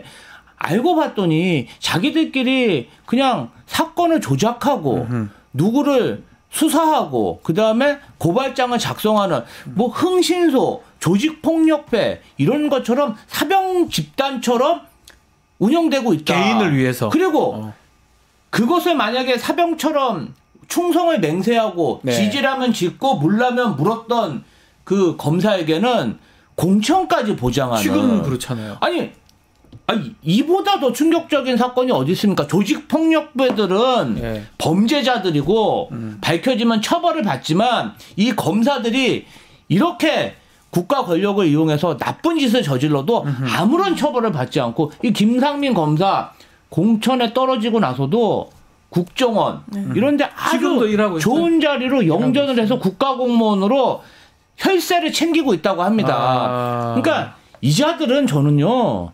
조직폭력배보다 더 죄질이 나쁘다고 생각합니다. 그렇죠. 국민의 세금 그리고 국민이 준 국가 권력을 아주 사적으로 악용하는 범죄 집단이기 때문에 저는 정말 답답합니다. 3년 동안 이런 일이 계속 진행되고 있는데 제대로 된 수사가 진행되지 않고 있어요. 이 부분에 대해서 많은 국민들이 무력감을 느끼고 있는데요. 이번에 언론 정말 뉴스토마토라도 이러한 사실들을 좀 잘 취재해가지고 끝까지 좀 추적했으면 합니다. 좀 더 아마 좀 보도를 좀 할 수도 있을 것 같습니다. 특히 이제 김상민 같은 경우는 뭔가 확고한 신념이 신념이 아니죠. 뭔가 그 지시라든지 확신이 있었기 때문에 그런 메시지 같은 거 보내면서 했을 것 같은데 자 이것도 다 공천 개입입니다. 김건희가 지금 이래 하는 행동도 일단은 명태균 사건이 창원지검에서 서울중앙지검으로 지금 옮겨졌고 특검법도 지금 얘기 논의가 되고 있는데 제일 중요한 거는 김건희 소환 여부 아니겠습니까? 네, 됩니까? 전 할 수밖에 없을 이제 거예요. 해야 된다. 지금의 검찰이 네. 이 서울중앙지검으로 올린 데는 두 가지 포석이 있는 것 같아요. 이게 네. 심우정 검찰총장의 의중이었다는 얘기가 나온다라는 거 아닙니까? 처음에는 심우정 검찰총장이 국회 나와서 올릴 필요 없다라고 그랬었어요. 아하. 창원에서도 충분히 수사할 수 있고 그 당시에도 이 관련자들이 창원에 소재하고 있기 때문에 그 수사의 필요성이 창원에 더 있다. 그러면 그때는 본인 머릿속에 누가 없었던 겁니까? 이를테면 김건희 없었던 거죠. 김건희 네. 서울에 살고 있으니까요. 이제 사정이 많이 바뀌었죠. 그때 헤집어 봐야 되는 게 그때 다르고 지금 다르진 않을 텐데 상황이 바뀐 거죠. 윤석열 대통령 탄핵이 있고 검찰은 정권이 어떻게 되는지에 따라 저는 공소 기능만 담당하는 게 맞다라고 생각하고 네. 그 구조 개편이 아마 지금의 야권이 집권을 하게 되면 속도를 받을 거예요. 본인들 조직을 위해서 지금 윤석열 대통령 부부를 지킬 수나 있겠습니까? 네. 지금까지는 못 지켜서 안달이 났었지만 지금 그 선택은 최소한 하지 않을 거예요. 네. 수사의 속도를 내는 모습을 보여주려는 의도도 전 하나 있고 또 하나는 특검 민주당에서 속도 내고 이제 쟁거름으로 추진을 하니까 그 여론을 좀 무마하려고 하는 의도도 전 다분히 있었다고 생각합니다. 어제 조선일보에서 네. 그런 제목을 뽑았던데 그러면 이중포석이 있는데 과연 서울중앙지검에만 맡겨놓을 수 있는 것인지 이거 대단히 볼륨이 커요. 지금 네. 어떤 사실관계까지 나오냐면 보통 여론조사와 여론조사 대납이 큰 줄기였는데 창원지검에서는 사실상 손도 못 댄 것 같고 그러면 서울중앙지검에서 그거를 정확하게 파헤칠 것이냐. 더 플러스 김건희 씨가 이렇게까지 요구했다는 거 아니에요. 유리한 조사를 갖고 와달라라는 취지로 그게 압수수색 영장이 지난해 11월에 이미 적시가 됐다라고 그러니까요. 나오는데 이런 부분과 관련해서 특검이 답이다. 검찰도 그 흐름 그리고 명태균 씨도 본인 손을 이미 떠난 것 같아요. 이거는 정확하게 김건희 여사를 조만간 불러야 됩니다. 지금까지는 검찰이 수사를 뭐 지체했던 게 만약 100번 양보해서 헤아리자면 대통령에 대해서 직권남용이나 공직선거법 위반이나 정치자금법 위반으로 소출 못하다 보니까 네. 이걸 우리가 지금 뭐 수사한다고 해도 기소도 못하는데라고 했을 수 있지만 지금은 국면이 완전 달라졌거든요. 달라졌기 때문에 이제는 소환을 좀 예상할 수도 있다. 그걸 볼 수도 있다. 말씀을 주셨습니다. 자, 헌법재판소 얘기 좀 해보겠습니다. 윤석열 대통령 구차 변론기일 놀라운 저는 이런 경우도 처음 봐요. 한다고 구치소에서 출발했다가 직전에 돌아와 버렸어요. 가지 말든가. 어떻게 보셨어요? 저는 변호사 하면서 이런 걸 처음 보는 것 같은데. 윤석열 네. 대통령이 대통령직을 유지하다 보니까 네. 한번 그렇게 왔다 갔다 하면은 재판이 장난입니까? 얼마나 많은 또 경호원이나 교통통제도 하는 거잖아요. 그러면 시민 불편도 있을 것이고 뭐 바람 쐬려고 나간 건지 드라이브 하려고 버스를 탄 건지 그건 잘 모르겠습니다. 네. 그런데 아직도 본인이 대통령인 줄 알고 정말 왔다 갔다 자기 멋대로 하는 것 같습니다. 뭐 사실 대통령실에 출근도 제 시간에 안 하고 뭐 출근을 못 하면은 가짜 뻥카라고 하죠. 뻥카. 출근 차량까지 활용해가지고. 아니 그러니까 그런 것도 이해가 안 돼. 저는 아침 방송을 이렇게 지금 몇 년째 하고 있지만 한 번도 지각한 적이 없거든요. 뻥칩니까? 이게 뭐 장난입니까? 하다못해 아침 방송하는 것도 이거 지각할 일이 없는데 뭐 맨날 그 대통령 국정을 책임지는 사람이 뻥으로 차를 보내고 지금도 그래요. 똑같은 전 맥락으로 보는데 갔으면 그거 해야지요. 일종의 의무감도 있는 거잖아요. 그 많은 사람들이 동원돼서 헌법재판소 간 거잖아요. 맞죠. 구치소에서 교통통제 다 해야 됩니다. 간다면. 그랬으면 하고 오든가 하기 전에 아닌갑다 아프면 어떡합니까? 이런 거 보셨어요? 저는 처음 봤고요. 의도가 있는 행동이라는 생각이 드는데 대리인단이 발표한 내용은 믿기가 어렵고요. 왜냐하면 예. 이 절차가 꼭 당사자가 없어도 그냥 대리인들이 증거조사만 하는 기일이라서 그것을 알고 그럼 뒤늦게 알았다는 거잖아요. 그거는 네. 말이 되지 않아요. 본인이 지금까지의 모든 기일에 출석했잖아요. 이 어제 있었던 기일이 어떤 성격으로 진행되는지를 알았어요. 네. 그러면 저는 1차적으로는 이걸 사실상 최후 변론의 기회를 주는 걸로 잡아놨던 기일인데 그것을 스스로 포기한 거예요. 왜? 다시 한번 잡아달라고 하기 위해서. 그 지연하기 위한 하나의 의도로 활용하기 위해서. 지연하려고 했던 것이다. 저는 했던 걸로 보이고 어제 이제 정호김 전 의원님께서 하신 말이 증거조사를 할 때는 이 조서의 요지를 다 읽지 않습니까? 네. 대단히 구체적인 거예요. 여인영 전 사령관도 증언대에 서서 말 못하겠다, 제한된다라고 했던 거랑 완전 다르게 얘기했던 거예요. 조지호 경찰청장 오늘 동아일보 단독 내용은 또 어떻습니까? 네. 그게 다 검찰에 진술되는 거예요. 닥달을 하더라. 국회의원 빨리 잡아들이라고. 그렇죠. 6번 동안. 그래서 다 끝났더니 아유 참 덕분에 빨리 끝났습니다. 나 이거 언중유골이구나, 뼈가 있구나, 나 그만둬야 되겠다라고 생각했대. 이게 자연스러운 거예요. 이게 윤석열이 목도할 용기가 없었던 거예요. 볼 자신이 없었다. 이게 더 해석이 좋네요. 최후 진술할 시간을 벌 수도 있고, 그걸 보면 본인도 창피하면 알까요? 창피해서 그랬을 것이다. 이렇게 또 어쨌든 간에 그 재판을 지금 10차 정도 변론기일 내일 있습니다. 그거 좀 변경해달라. 공판하고 지금 겹쳤다, 행사 공판하고. 근데 그거는 시간 정도만 변경해주고 헌법재판소가 좀 강하게 좀 밀어붙이는 것 같습니다. 그렇게 봐야 되겠죠? 그러니까 9차, 10차 원래 계획이 없었는데 피의자 윤석열 측에서 욕을 하니까 헌법재판소에서 받아들인 거잖아요. 그래서 저는 원칙대로 하는 게 중요하다 이렇게 생각하고요. 또 증인 신청도 그래요. 한덕수 총리나 그다음에 홍장원, 조지호 이름 똑같아요. 근데 사실 뭐 여태까지 변론으로 진상은 거의 다 파악된 거 아닙니까? 그렇죠. 거의 뭐 피의자 측에서 뭐 중대 결심을 하네. 뭐 저 재판정 안에서 헌법재판관들 공격을 하고 여러 가지 불복의 기미가 보이고 헌법재판소에 대한 국민의힘 공당에 이해할 수 없는 공격이 있다 보니까 헌법재판소에도 좀 정무적 판단을 해서 충분히 말할 수 있는 기회, 변론할 수 있는 기회를 준 것 같고요. 그 정도로 하면 됐지. 뭐 25일로 바뀌면 또 가만히 있겠습니까? 또 3월 달로 옮기자. 또 이게 필요하다, 저게 필요하다. 재판 지연이 목적이니까요. 저는 뭐 들어오기 전에도 장윤미 변호사와 좀 나눈 얘기가 있는데 그냥 이 윤석열 대통령과 국민의힘 측의 이 이해하지 못할 행동이 지난 3년간 계속됐어요. 따지고 보면은 뭐 바이든 날리면서부터 시작해가지고 그냥 상식적으로 그냥 거짓말을 하는 게 보이는데 그냥 우기는 거야 계속. 또 이상한 한 20% 정도 믿어요. 갑자기 날리면 들려요 사람들이. 그리고 이러한 사항에 대해서 분명한 사항에 대해서 국민들도 다 알고 있는데 상식적으로 알고 있는데 그냥 수사에서 밝혀지면 되는데 또 수사가 안 되는 이 되죠. 답답한 상황이 3년간 계속 되다 보니까 진짜 이 정권 빨리 끝내야겠다. 심판해야겠다. 이런 생각이 듭니다. 자, 10차 변론기일 내일인데 내일 종결이 될지 또 그리고 내일 윤석열 나올까요? 아마 나올 것 같아요. 내일 또 나와요? 증인신문기일이라 본인이 좀 중요하다고 생각해서 나올 것 같고 그런데 왜 우리가 연기 신청했는데 오전에 재판도 받아야 되는데 방어권을 왜 보장해주지 않느냐.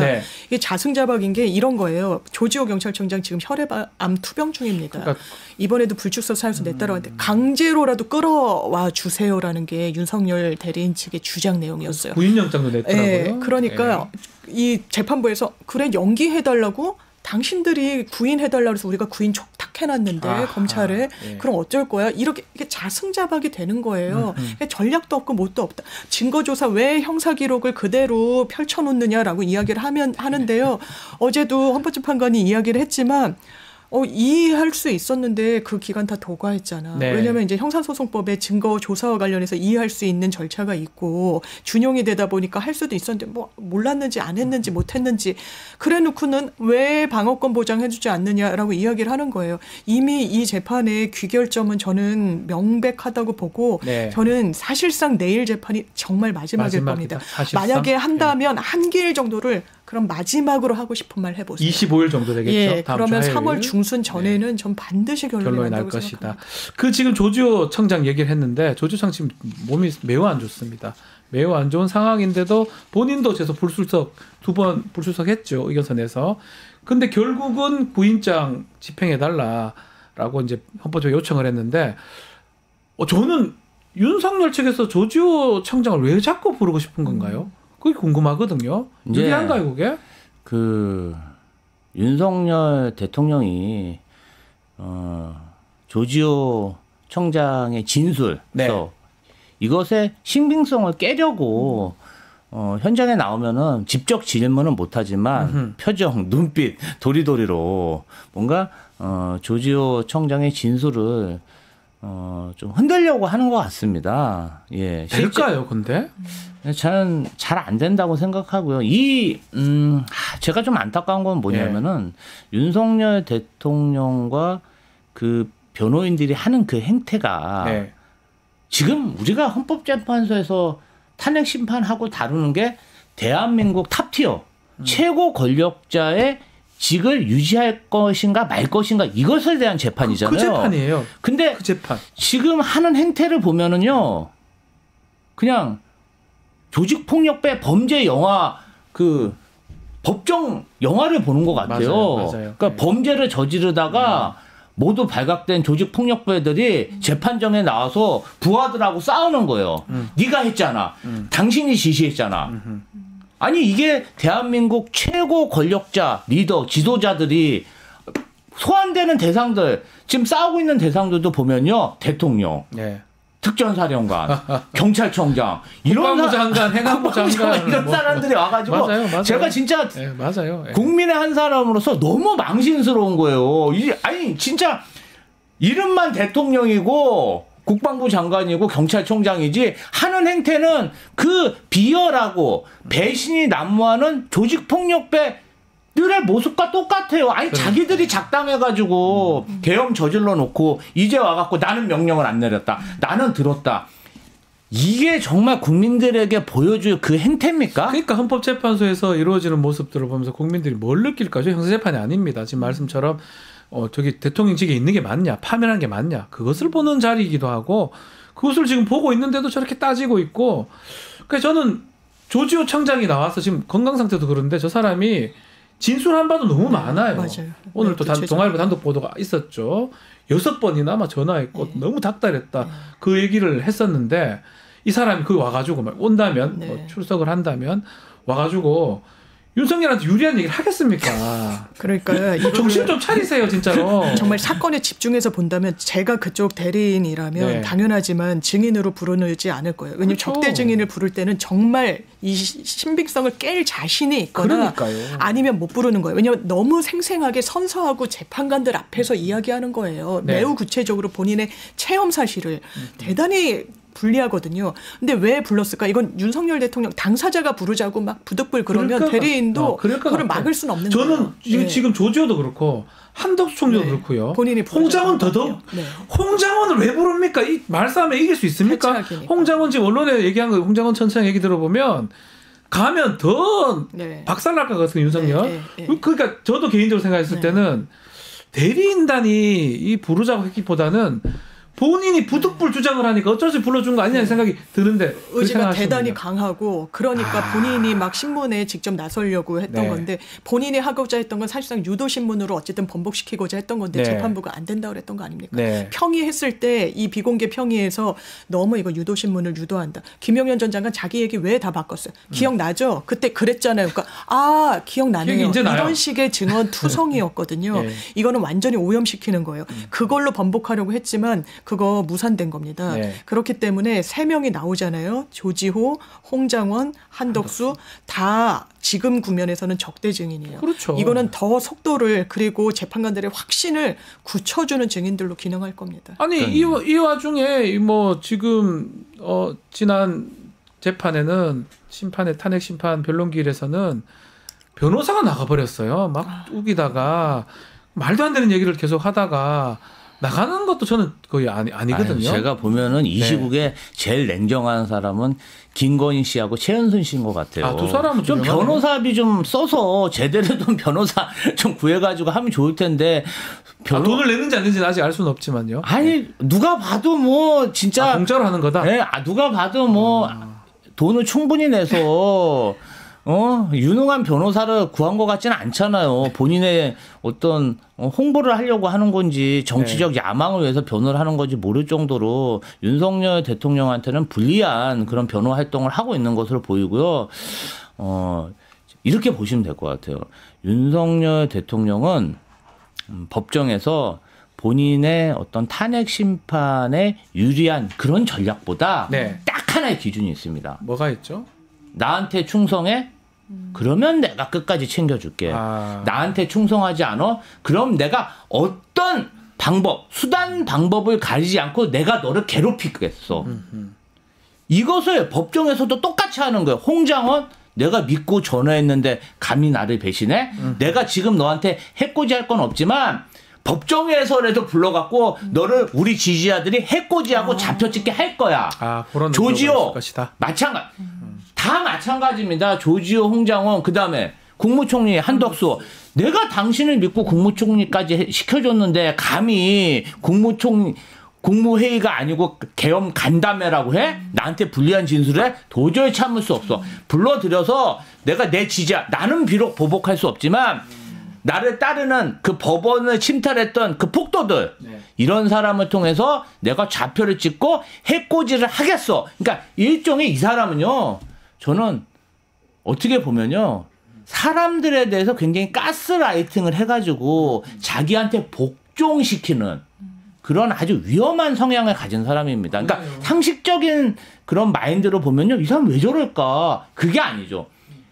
이 사람을 조정해갖고 뭔가 좀 불이익을 주고 이익을 줘서 굴복시키려는 아주 그런 성향이 강한 사람입니다. 자기 재판이에요. 자기 재판에 그걸 이용한다는 게 변호인단도 제가 이해가 안 되고 증인 신청한 것도 이해가 안 되고 증거할 때도 반발하고 나가는 것도 이해가 안 되고 저는 하나에서 열까지 다 이해가 안 되는데 문제는 그게 다 자기 재판이에요. 윤석열 본인 재판이고 본인이 일반인이 아니고 그나마 변호사 잠깐 했긴 했지만 법조인 자격이 있는 사람이잖아요. 법률가잖아요. 그래서 그 주변에서 그런 얘기가 나오는 것 같아요. 정말? 어떤 얘기가 나오냐면 본인도 결과는 알고 있다.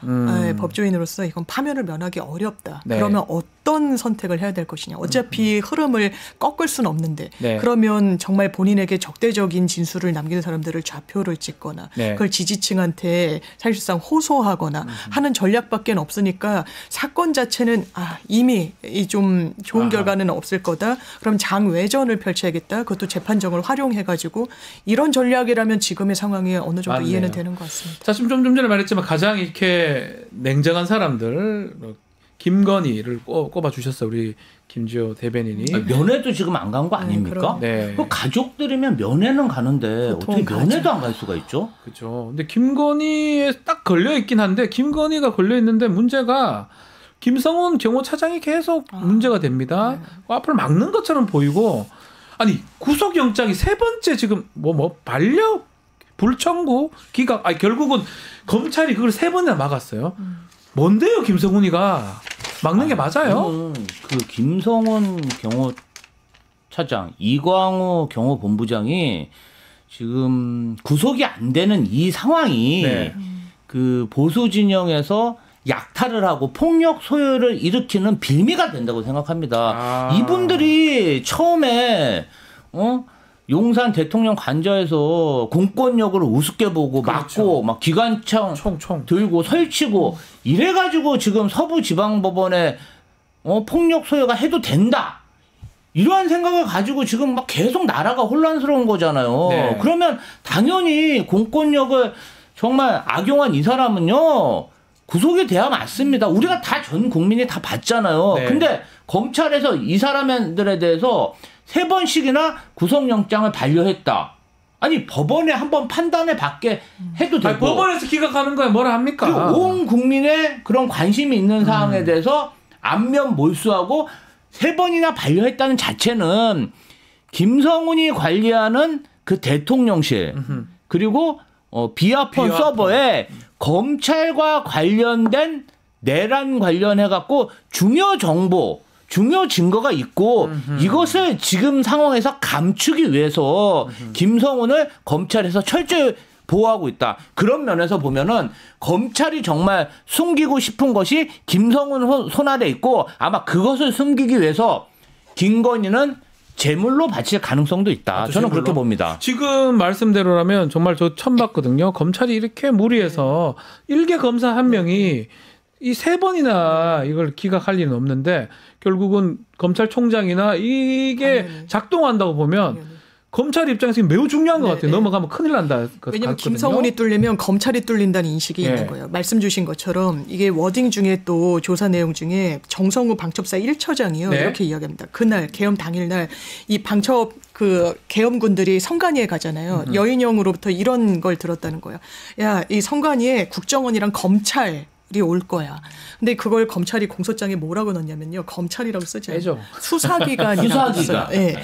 그러면 이 검찰은 뭔가 모종의 계엄과 관련해서 무관하지 않아요. 그리고 김성훈이란 개인을 보호하고자 하는 동인이 뭐 검찰에 뭐가 있겠습니까? 그러니까요. 이 김성훈이 뚫리면 이 서버를 경호처에서 관리하기 때문에 비화폰물 관련해서는 녹취도 안 되고 수발신 내용만 나오는데 그 서버는 경호처에서 관리한다는 거 아닙니까? 네. 이게 뚫린 걸 상당히 저어한다. 그러면 이걸 어떻게 뚫어야 되겠습니까? 막는다고 아무것도 못하는 게 정의는 아니에요. 그렇죠. 이거 특검해야 되는 겁니다. 검찰도 자기 머리 자기가 못 깎을 거예요. 그리고 검찰을 어떻게 믿습니까? 지금 국면에. 그러면 이건 특검으로 해결돼야 되는 사안인 걸 지금 검찰이 아주 명시적으로 보여준다고 거죠. 생각합니다. 지금 공수처로 이첩한다고 하면 경찰이 더 이상 안 되니까 이거 앞으로 진행 어떻게 될까요? 공수처에서는 제대로 할 수 있을까요? 공수처에서 영장을 발부받는 것도 네. 하나의 방법이고 검찰을 압박하는 수단이 되겠지만 공수처 능력에 대해서는 전 국민이 다 봤기 때문에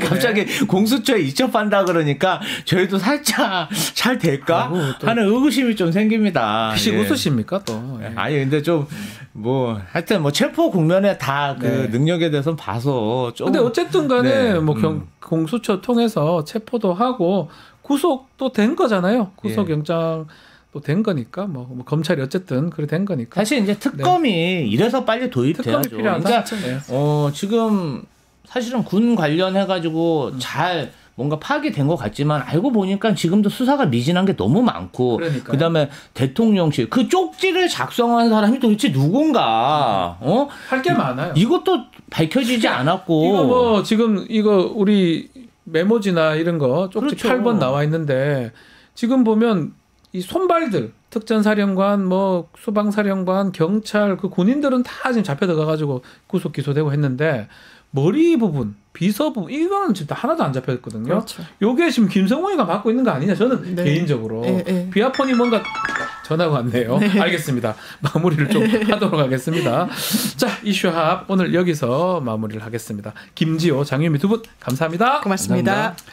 자 마치기 전에 지금 실시간 채팅창 참여하시면 매일매일 2,000 통통 쿠폰 지급해 드리고 있습니다. 매일 2,000원 상당의 할인 쿠폰을 지급해 드리는데요.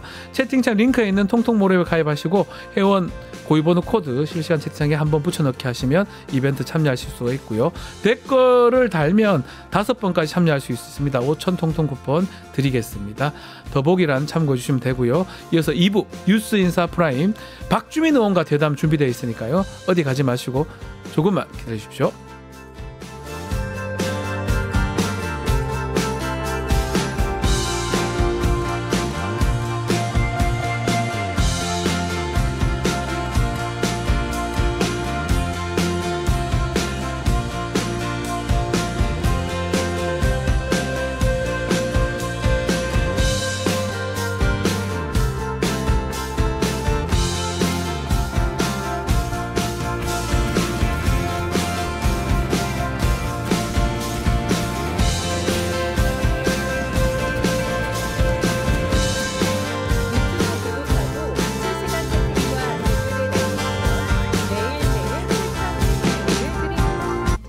참여 방법은 통통물 어플을 다운로드하고 회원가입과 로그인을 해주세요. 마이페이지에서 나의 회원 고유 번호를 복사해주세요. 유튜브 구독 후 실시간 채팅이나 댓글창에 고유 번호를 한 번만 입력하면 준비 끝! 지금 유튜브 채팅과 댓글 쓰기 참여하고 실천 TTCO 받아가세요. 한 발 더 들어가는 고품격 시사대담 뉴스 인사 프라임 시작해 보겠습니다. 자, 오늘은 윤석열 탄핵 심판 막바지로 이르고 있고 또 명태균 특검법이 내관으로 떠올랐는데요. 이 얘기 좀 나눠보겠습니다. 박주민 더불어민주당 의원 함께하겠습니다. 안녕하십니까? 예, 안녕하십니까? 자, 의원님. 명태균 게이트 얘기를 저희가 지금 단독을 계속 내고 있는 상황인데 네. 오늘 지금 원래 현안질의 긴급 현안질의가 있었지 않습니까? 네, 맞습니다. 명태균이 출석은 하지 않죠, 국회에. 출석 안 하는 것으로 알려왔고 또 그러면 현장에 찾아가서 조사하겠다는 거에 네. 대해서도 응하지 않겠다라고 변호인 통해서 입장을 밝힌 것으로 알고 있습니다. 그러면 현안질의를 오늘 못 하는 겁니까, 결국은? 명태균 씨를 상대로 한 건 못 하겠죠. 아하, 다른 네. 현안질의는 가능한 겁니까? 가능하죠. 현안질의는 네. 가능하고. 근데 그렇게 합의가 됐는지 모르겠네요. 네. 네. 그러면 이게 지금 본인이 이렇게 나올 수도 있다라고 명태균 씨가 본인이 얘기를 하다가 또 안 된다고 하다가 직접 와서 나를 해라. 출장해서 해라. 이렇게 얘기하는데 왜 이렇게 말을 왔다 갔다 이렇게 하는 겁니까? 하기 싫은 겁니까? 그쪽도 심리가 복잡하겠죠. 네. 지금 뭐 다른 접견했던 변호사들이나 네. 뭐 이런 다른 저희 민주당 의원들 통해서 나오는 이야기를 들어보면 네. 공익제보에 대한 의사가 있는 것처럼 얘기하다가 또 공익제보는 또 안 하고 해서 이런 걸 반복 아니겠습니까? 예, 뭐 여러 가지 복잡하겠죠, 본인도. 네. 이 명태균 씨가 있던 이 사건 자체는 창원지검에서 지금 지난 17일 날 서울중앙지검으로 네, 맞습니다. 이첩이 된 상황인데 네. 조금 늦긴 늦었는데 좀 늦은 게 아니라 상당히 많이 늦었죠. 그다음에 이유가 주요 피의자의 주소가 서울이라는데 그거 애초부터 알고 있었던 거잖아요. 네, 그 서울 살고 있잖아요. 한남도 살고 있잖아요. 그럼 네. 그때부터 보냈어야지. 뭐 지금까지 들고 있다가 주요 피의자 주소가 서울이니까 그거 뭐 지금 안 것처럼 마치. 예. 그나마 속도가 이제부터 좀 날 수 있는 겁니까? 어떻게 보십니까? 제 생각에는 어느 정도 속도는 낼 거예요. 네. 속도는 내고 다만 이제 결론을 어떻게 내느냐 이 부분이 있어서 고심하겠죠. 결론의 부분. 예. 특히 뭐 가장 눈에 띄는 부분 중에 하나가 윤석열, 김건희, 특히 김건희 이 소환해서 조사할 수 있느냐, 조준할 수 있느냐 이 부분이거든요. 다 할 겁니다. 다 할 거고. 해야 된다. 다만 이제 어느 정도 범위에서 기소하거나 문제 삼을 것이냐 네. 이 판단이 남은 거겠죠. 예. 근데 그 부분이 또 상당한 정치적 의미가 가미될 겁니다. 네. 저는 이제 궁금한 게 이렇게 내란 12월 4일부터 꽤 많은 시간이 흐르고 그 사이에 윤석열 탄핵 소추도 되고 구속도 되고 재판도 진행되고 하는데 김건희가 조용합니다. 그다지 얘기가 없거든요. 김건희는 뭐 하고 있는 겁니까? 여러 군데 전화하면서 전화하는 겁니까? 살려고 하고 있겠죠. 거래도 하고 살려고, 있겠고. 살려고 저러는데 이번에 명태균 이 사건을 중앙지검이 함으로써 이제는 소환 조사가 불가피하다 이렇게 보시는 거군요. 그러니까 김건희에 대한 소환 조사 이런 건 다 할 거예요. 네.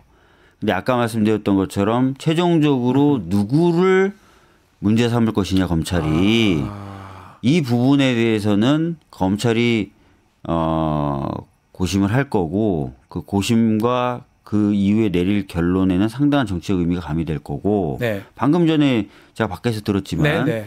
김상훈 경호차장에 대해서도 네. 다 그런 거 고민하는 거 아닙니까 그 검찰이? 구속영장이 이제 네. 3번이나 이게 발려. 그러니까 이렇게 생각하시면 돼요. 윤석열하고는 손절했지만 그것만으로 검찰이 다음 정권에 살아남을 수 있느냐. 아하. 플러스 알파가 필요하겠죠.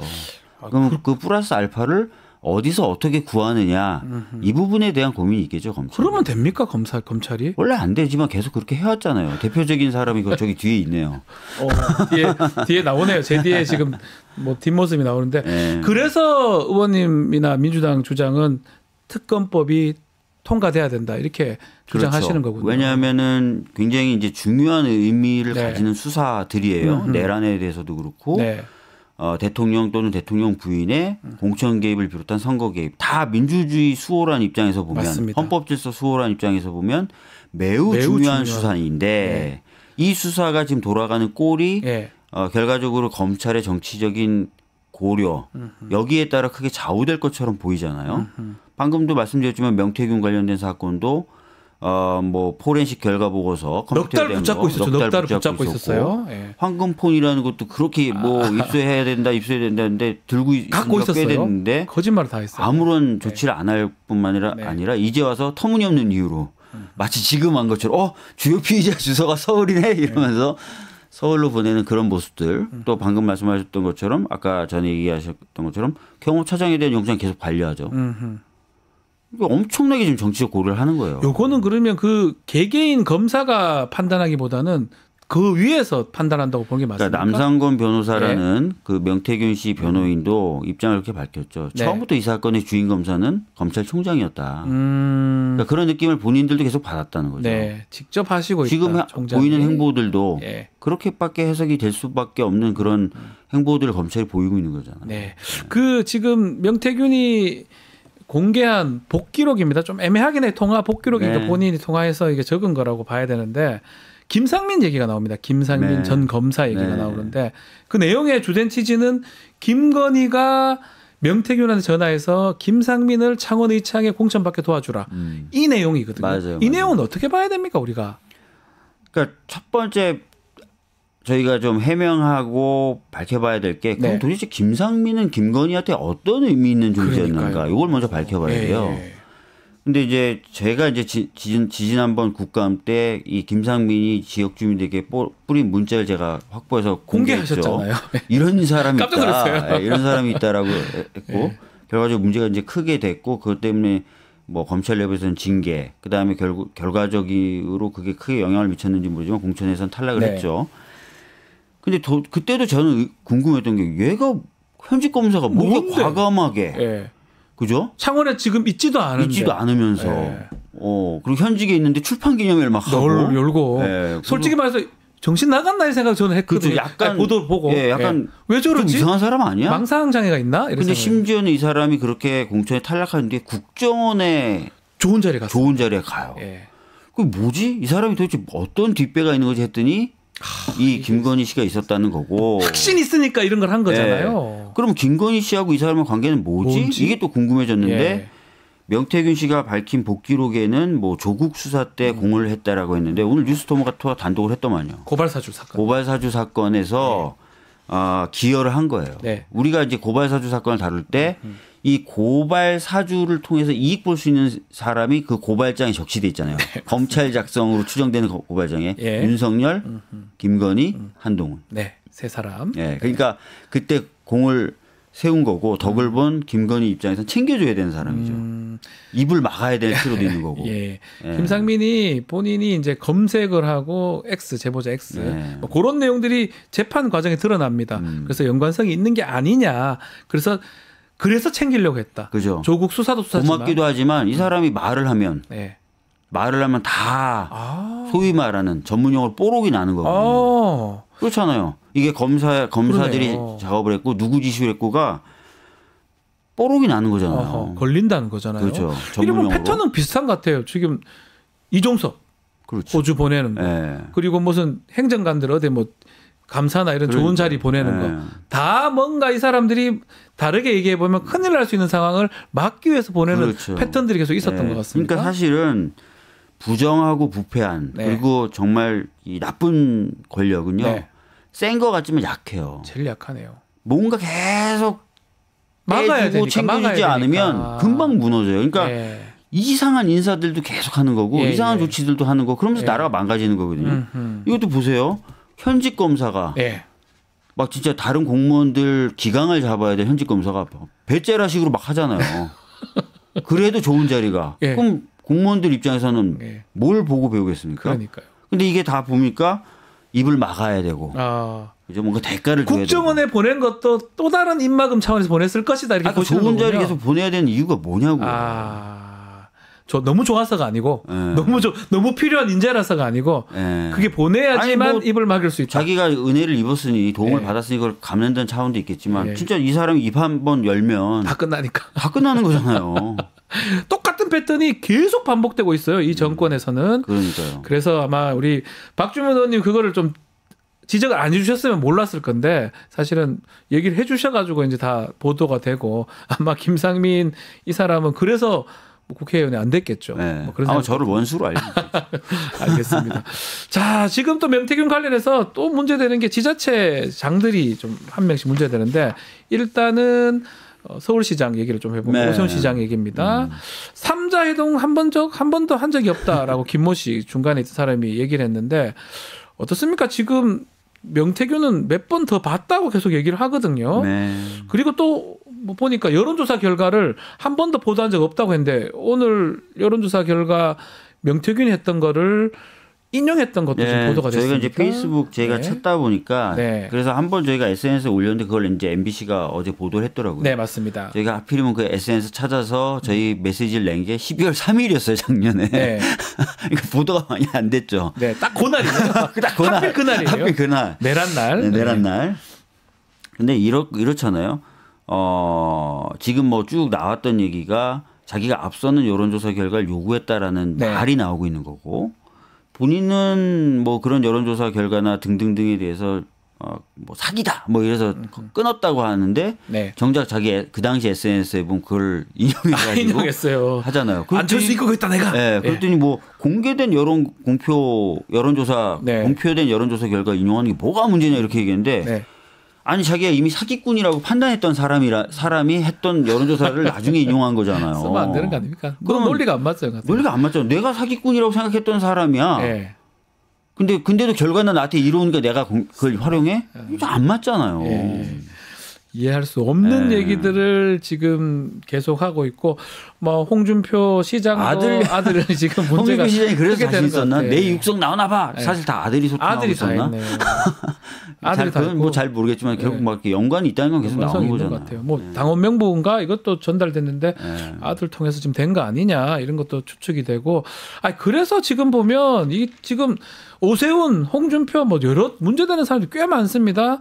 그래서 명태균 특검법이 필요하다는 게 또 기결되는데 27일 날 이게 처리하겠다고 하는데 일단은 국민의힘은 아직 반대하고 있습니다. 이게 보수 괴멸법이다라고 권성동 원내대표가 얘기를 하더라고요. 그만큼 본인들이 찔리는 사람이 많은 거죠.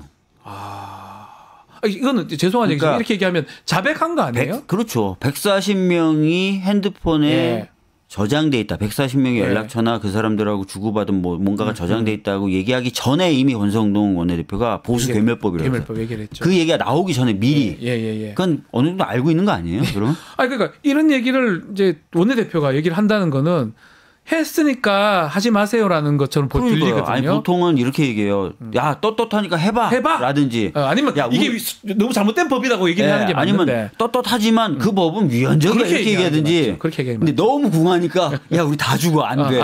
우리 죽여. 이건 우리 그거 했어. 한 거 맞아. 이렇게 들리니까. 그러니까 권성동 원내대표가 옛날부터 보면 솔직해요 사람이. 솔직하네요. 가끔은 정말 너무 솔직해. 본인 얘기를 다 번복시키더라고요. 몇 년 전에 했던 말도 다 있고. 다 솔직하고 그때 최선을 다해요.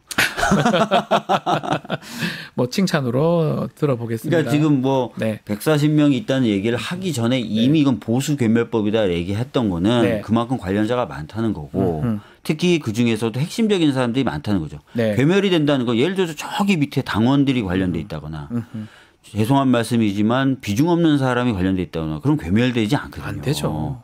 이 괴멸이라고 부를 정도면 핵심적인 인사들과 관련이 있다는 거고 그걸 스스로 인정한 거고 때마침 명태균 씨가 그 변호인을 통해서 140명 정도 있다고 얘기한 거고. 맞게 딱 떨어진 거예요. 그리고 심지어 이렇게까지 얘기했어요. 명태균 특검법에 대해서 반대하는 국민의힘 의원들에 대해서 내가 다 에피소드 하나씩 까주겠다. 왜 제가 반대하는지 내가 다 얘기해 주겠다. 다 알고 있다라는 거죠. 그래서 뭐 지금 그 변호인 얘기에 따르면 명태균 특검법을 찬성하냐 반대하냐 국민의힘한테 물어보면 반대한다 그러면 까버리겠다고 지금 얘기를 했거든요. 그만큼 이렇게 어떻게 보면 뭐 협박일 수도 있고 뭐 있는데 어쨌든 그만큼 증거가 있는지 없는지 모르지만 그런 상황을 좀 얘기를 하고 있는 상황입니다. 그렇다면 특검법 이게 통과 가능성은 어떻게 점칩니까? 그러니까 양론이 있더라고요. 제가 이제 국민의힘 의원들 두루 만나서 얘기도 좀 들어보면 어찌 됐든 진짜 괴멸된다 이거. 우리 당 다 죽는다. 그렇게 생각하시는 분도 있다는 거죠. 라고 생각을 하면서 그래서 막아야 된다. 이거 얼굴 두껍게 하고 무조건 막아야 된다. 이렇게 얘기하는 분이 있는 반면에 그래도 이거는 좀 해야 되는 거 아니야? 라는 의원들이 있는데 소수예요. 아주 소수다. 결국은 이게 또 통과는 될 겁니다. 됐다가 대행이 최상목 대행이 또 이게 재표결 요구를 하면 결국은 또 3분의 2, 200이 필요하잖아요. 맞습니다. 또 8석이 또 필요한 상황이 또 돼요. 뭐 두고 8석 얘기가 나올 건데 그 통과의 가능성도 쉽지는 않다 이 말씀인가요? 통과는 당연히 되죠. 아까 말씀드렸던 대로 재표결했을 때의 문제는 개혁신당이 어떻게 움직이냐도 봐야 돼요. 근데 개혁신당 이제껏은 같이 간다는 걸로 제가 알고 있는데 아직 아닙니까? 재표결은 비공개잖아요. 그때는 또 달리 나올 수 있다. 비공개잖아요. 이준석 의원이 연관성이 또 있을 수 있잖아요. 있을 수 있잖아요. 천하람 의원. 그러면 3표가 더 부족한 거고. 더 필요하네요. 11표가 필요한 거고. 11표가 과연 움직일 것이냐. 이런 부분에 대해서 좀 더 많이 우리가 고민하고 움직여야 되겠죠. 그러면 시기로 제가 딱딱 계산해 보니까 이게 뭐 전 탄핵 이후에 이게 재표결을 갈 것 같거든요. 윤석열이 탄핵이 된다고 가정했을 때 그럼 바뀔 수 있어요. 국민이 흔들릴 수 있지 않을까요? 그럼 바뀔 수 있어요. 그러니까 제가 의원들 만났을 때 지금 현재 당내 분위기에 대해서 답답하다고 얘기하시는 분들이 있어요. 네. 예를 들어 부정선거론에 호응한다든지 그러니까요. 헌재를 공격한다든지 이런 게 과연 보수 정당으로 맞느냐라고 얘기하시는 의원님들이 계신데 네. 근데 그분들이 정말 요즘에 말하기 힘든 분위기래요. 당내에서. 근데 탄핵에 대한 결정이 나오고 나면 네. 그래도 숨을 쉴 수 있지 않을까? 이런 얘기들 하시더라고요. 네. 그러면은 그때 판이 한번 바뀌는 거고 예. 동시에 어찌 됐든 아까 말씀드렸던 대로 서울중앙지검은 나중에 최후의 결론 어떻게 내리든 간에 수사는 할 거거든요. 수사는 해야 안 할 되겠죠. 수 없거든요. 해야 되겠죠. 어쨌든. 하는 과정에서 결이 타지면서 또 변수가 생길 거예요. 그것만으로 최종 결론 안 내리더라도 그렇게 되면서 아마 탄핵 이후에 한 2, 3주간은 국민의힘이 좀 격변을 겪을 수 있다. 그때 이게 법안이 그렇죠. 돌아가요. 그럴 때 좀 돌아가게 되면 상대적으로 가능성이 좀 생기지 않을까. 이렇게 볼 필요는 있어요. 네. 말 나온 김에 만약에 조기 대선으로 가게 되면 이게 명태균 관련돼서 그 국민의힘 대선 주자들이 다 걸려 있는 상황이라서 안 걸려 있는 사람들도 있어가지고요. 한동훈, 김문수 두 사람이 떠오르네요. 뭐 그러네요. 알겠습니다. 지켜보기로 하고요. 요거 하나만 좀 더 짚어보죠. 네. 어제 탄핵 심판 9차 변론기를 잡혔는데 왔다가 변론 직전에 윤석열이 구치소로 바로 복귀를 했는데 이건 우리가 어떻게 봐야 됩니까? 지금 당장은 네. 그 대리인단도 그렇고 윤석열 대리인단도 그렇고 윤석열 본인도 그렇고 뭔가 과정을 뒤집는다든지 결론 뒤집는다기보다는 흠집 내기에 집중하고 있는 것 같아요. 어제도 보면은 네. 그 조서 증거 채택 관련돼서 변호인단이 막 퇴장하는 퍼포먼스를 하고 그것도 보기가 좀 안 좋던데. 네, 그다음에 윤석열은 왔다가 그냥 돌아가 버린 퍼포먼스를 하고 이러면서 흠집 내기를 계속 하고 있어요. 근데 아시다시피 검찰에서 작성된 피신 조서를 어떤 기준으로 증거 채택하느냐는 박근혜 때 이미 확정된 맞습니다. 박근혜 탄핵 때 이미 확정된 룰이 있는 거고요. 거기에 대해서 이미 변론 준비기일 때 다 고지가 됐고 그때 당시에 아무런 이의 제기를 안 했었거든요. 맞습니다. 윤석열 측에서. 예. 근데 이제 와서 막 이의 제기라는 거예요. 이제 와서.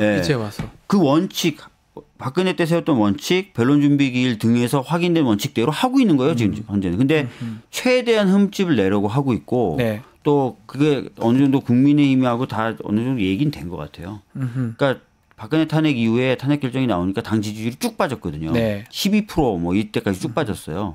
그래서 국민의힘 측이나 윤석열 측에서는 이 결정이 나오더라도 좀 이상한 결정이다라는 흠이 있는 결정 이렇게 해서 지지율이 쭉 빠지는 건 막으려고 할 겁니다. 예. 야, 근데 그게 전략적으로 저는 좀 결국은 탄핵이 됐는데 이 출구 전략이라고 얘기해야 되나요? 정당 입장에서는 계속 그래 갈 수도 없는 거고. 계속 그럴 수는 없지만 의심하게는 만들고 문제 있다는 걸 만들어서 지지층이 붕괴되는 건 막고 싶을 거예요. 아하. 그러니까 트럼프가 대선에 지고 나서 스탑 더 스틸이라는 그렇죠. 부정선거 캠페인을 굉장히 세게 했는데 네. 그 당시에 트럼프도 그 캠페인을 통해서 선거 결과를 뒤바꿀 수 있다고 생각하지 않았다는 거예요. 자신의 지지층이 붕괴되는 걸 막고 그걸 막으려고. 유지되게 하기 위해서 했고 그걸 이용해서 다음에 대선에 당선된 거예요. 그럼 아마 윤석열은 그렇게 생각하겠죠. 대선 때 보수층이 승리하면 자기는 사면될 수도 있다는 생각을 할 거예요. 그러면 거기에 가장 맞는 전술과 전략을 선택하고 움직이겠죠. 그런 전략 전술일 것이다. 이 형사재판하고 겹친다고 10차 변론 지금 미뤄달라고 했다가 시간만 미룬 것 같아요.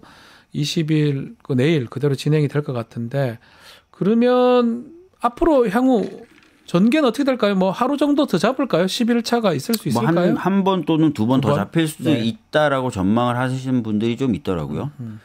그래서 한두 번 정도 더 잡힐 수도 있고 네. 한 번 정도. 왜냐하면은 그 마지막 변론이 좀 늦게 잡혀 있다 보니까 네. 충분한 시간 뭐 주장을 못했다 이러면 네. 한 번 정도 더 잡아줄 수 있을 것 같아요. 한 번 정도 더 잡아주고 아시다시피 평이라는 걸 하게 되지 않습니까? 네. 보통 박근혜 때 11일 정도 했으니까 그 언저리 평일을 한다 그러면 3월 중순 그 정도의 결정이 나오겠죠. 3월 중순에 결정이 날 것이다. 네네. 15일 전후에 결정이 날 수 네, 있을 네, 것이다. 네. 자, 그 마지막으로 이 10차 변론 때 지금 3명의 추가 증인들 네. 한덕수 그리고 조지호, 홍장원 이 세 사람을 이렇게 불러달라고 그렇게 요청을 해가지고 결국은 받아줬거든요. 네. 그 부분 어떻게 보십니까? 그게 유리합니까? 전에도 제가 예. 뭐 다른 매체에서 인터뷰를 할 때 말씀드렸던 것처럼 이번 그 탄핵 재판 관련돼서는 변론 준비기일 때 쟁점을 4가지로 이미 정리를 했어요. 정해놓고 시작했었습니다. 네, 첫 번째 실질적 요건과 형식적 요건을 충족한 계엄 선포였느냐. 두 번째 계엄을 선포하면서 발표한 포고령 1호가 위헌적인가. 네. 그런 계엄을 통해서 하면 안 되는 국회에 병력 투입이라는 것을 한 거냐. 선관위에 군대를 투입한 거냐. 요 4가지 쟁점이에요. 그래서 4가지 쟁점 이미 다 입증이 됐어요. 다 봤어요. 다 됐고 다 끝났어요. 다 끝났기 때문에 예. 지금 뭐 국회의원을 체포하라 그랬냐, 뭐 정치인 14명 명단을 뭐 주고받았냐 아무 의미 없고요. 네. 제가 전에부터 말씀드렸지만 지금 하는 일들은 내란 형사재판에 대한 사전 검토와 준비예요. 제가 보기엔 윤석열은. 그리고 또 하나 목적이 있다면 예. 탄핵은 나오지만 탄핵 심판 과정에 대한 흠집 내기예요. 그것을 통해서 의심하게 만들고 지지층을 결집하게 만든 과정이에요. 아 근데 그 제가 지금 봐도 조지호 지금 뭐 구인영장 한다는데 나올지 안 나올지는 뭐 봐야 되겠지만 뭐 건강 상태가 나와가지고 저 사람이 윤석열 유리한 얘기를 할지도 의문이고 홍장원 전 차장은 더더욱이나 지금 언론 보면 유리한 얘기 할 리가 없고 네. 한덕수 총리도 유리한 얘기 할 리가 없어 보이거든요. 그럼에도 불구하고 이걸 왜 부르는지 저는 너무 납득이 안 돼서 저도 변호사로서 보면 의뢰인이 너무 요청을 했나 이런 생각을 해봤는데 그 부분 어떻게 보십니까? 그러니까 뭔가 계속 의심할 만한 것들만 만들면 되는 거예요. 네, 그냥 그렇게 만들려고 알겠습니다. 뭐 하여튼 요 시간대로 간다면 3월 중순에 선고가 되고 대선도 그러면 5월 초에는 되겠네요.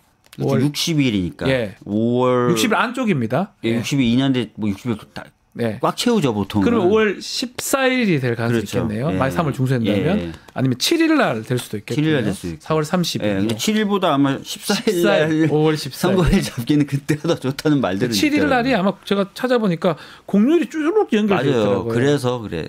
석가탄신일도 있고 그래서 아마도 14일의 가능성이 크다. 이 얘기까지 해보겠습니다.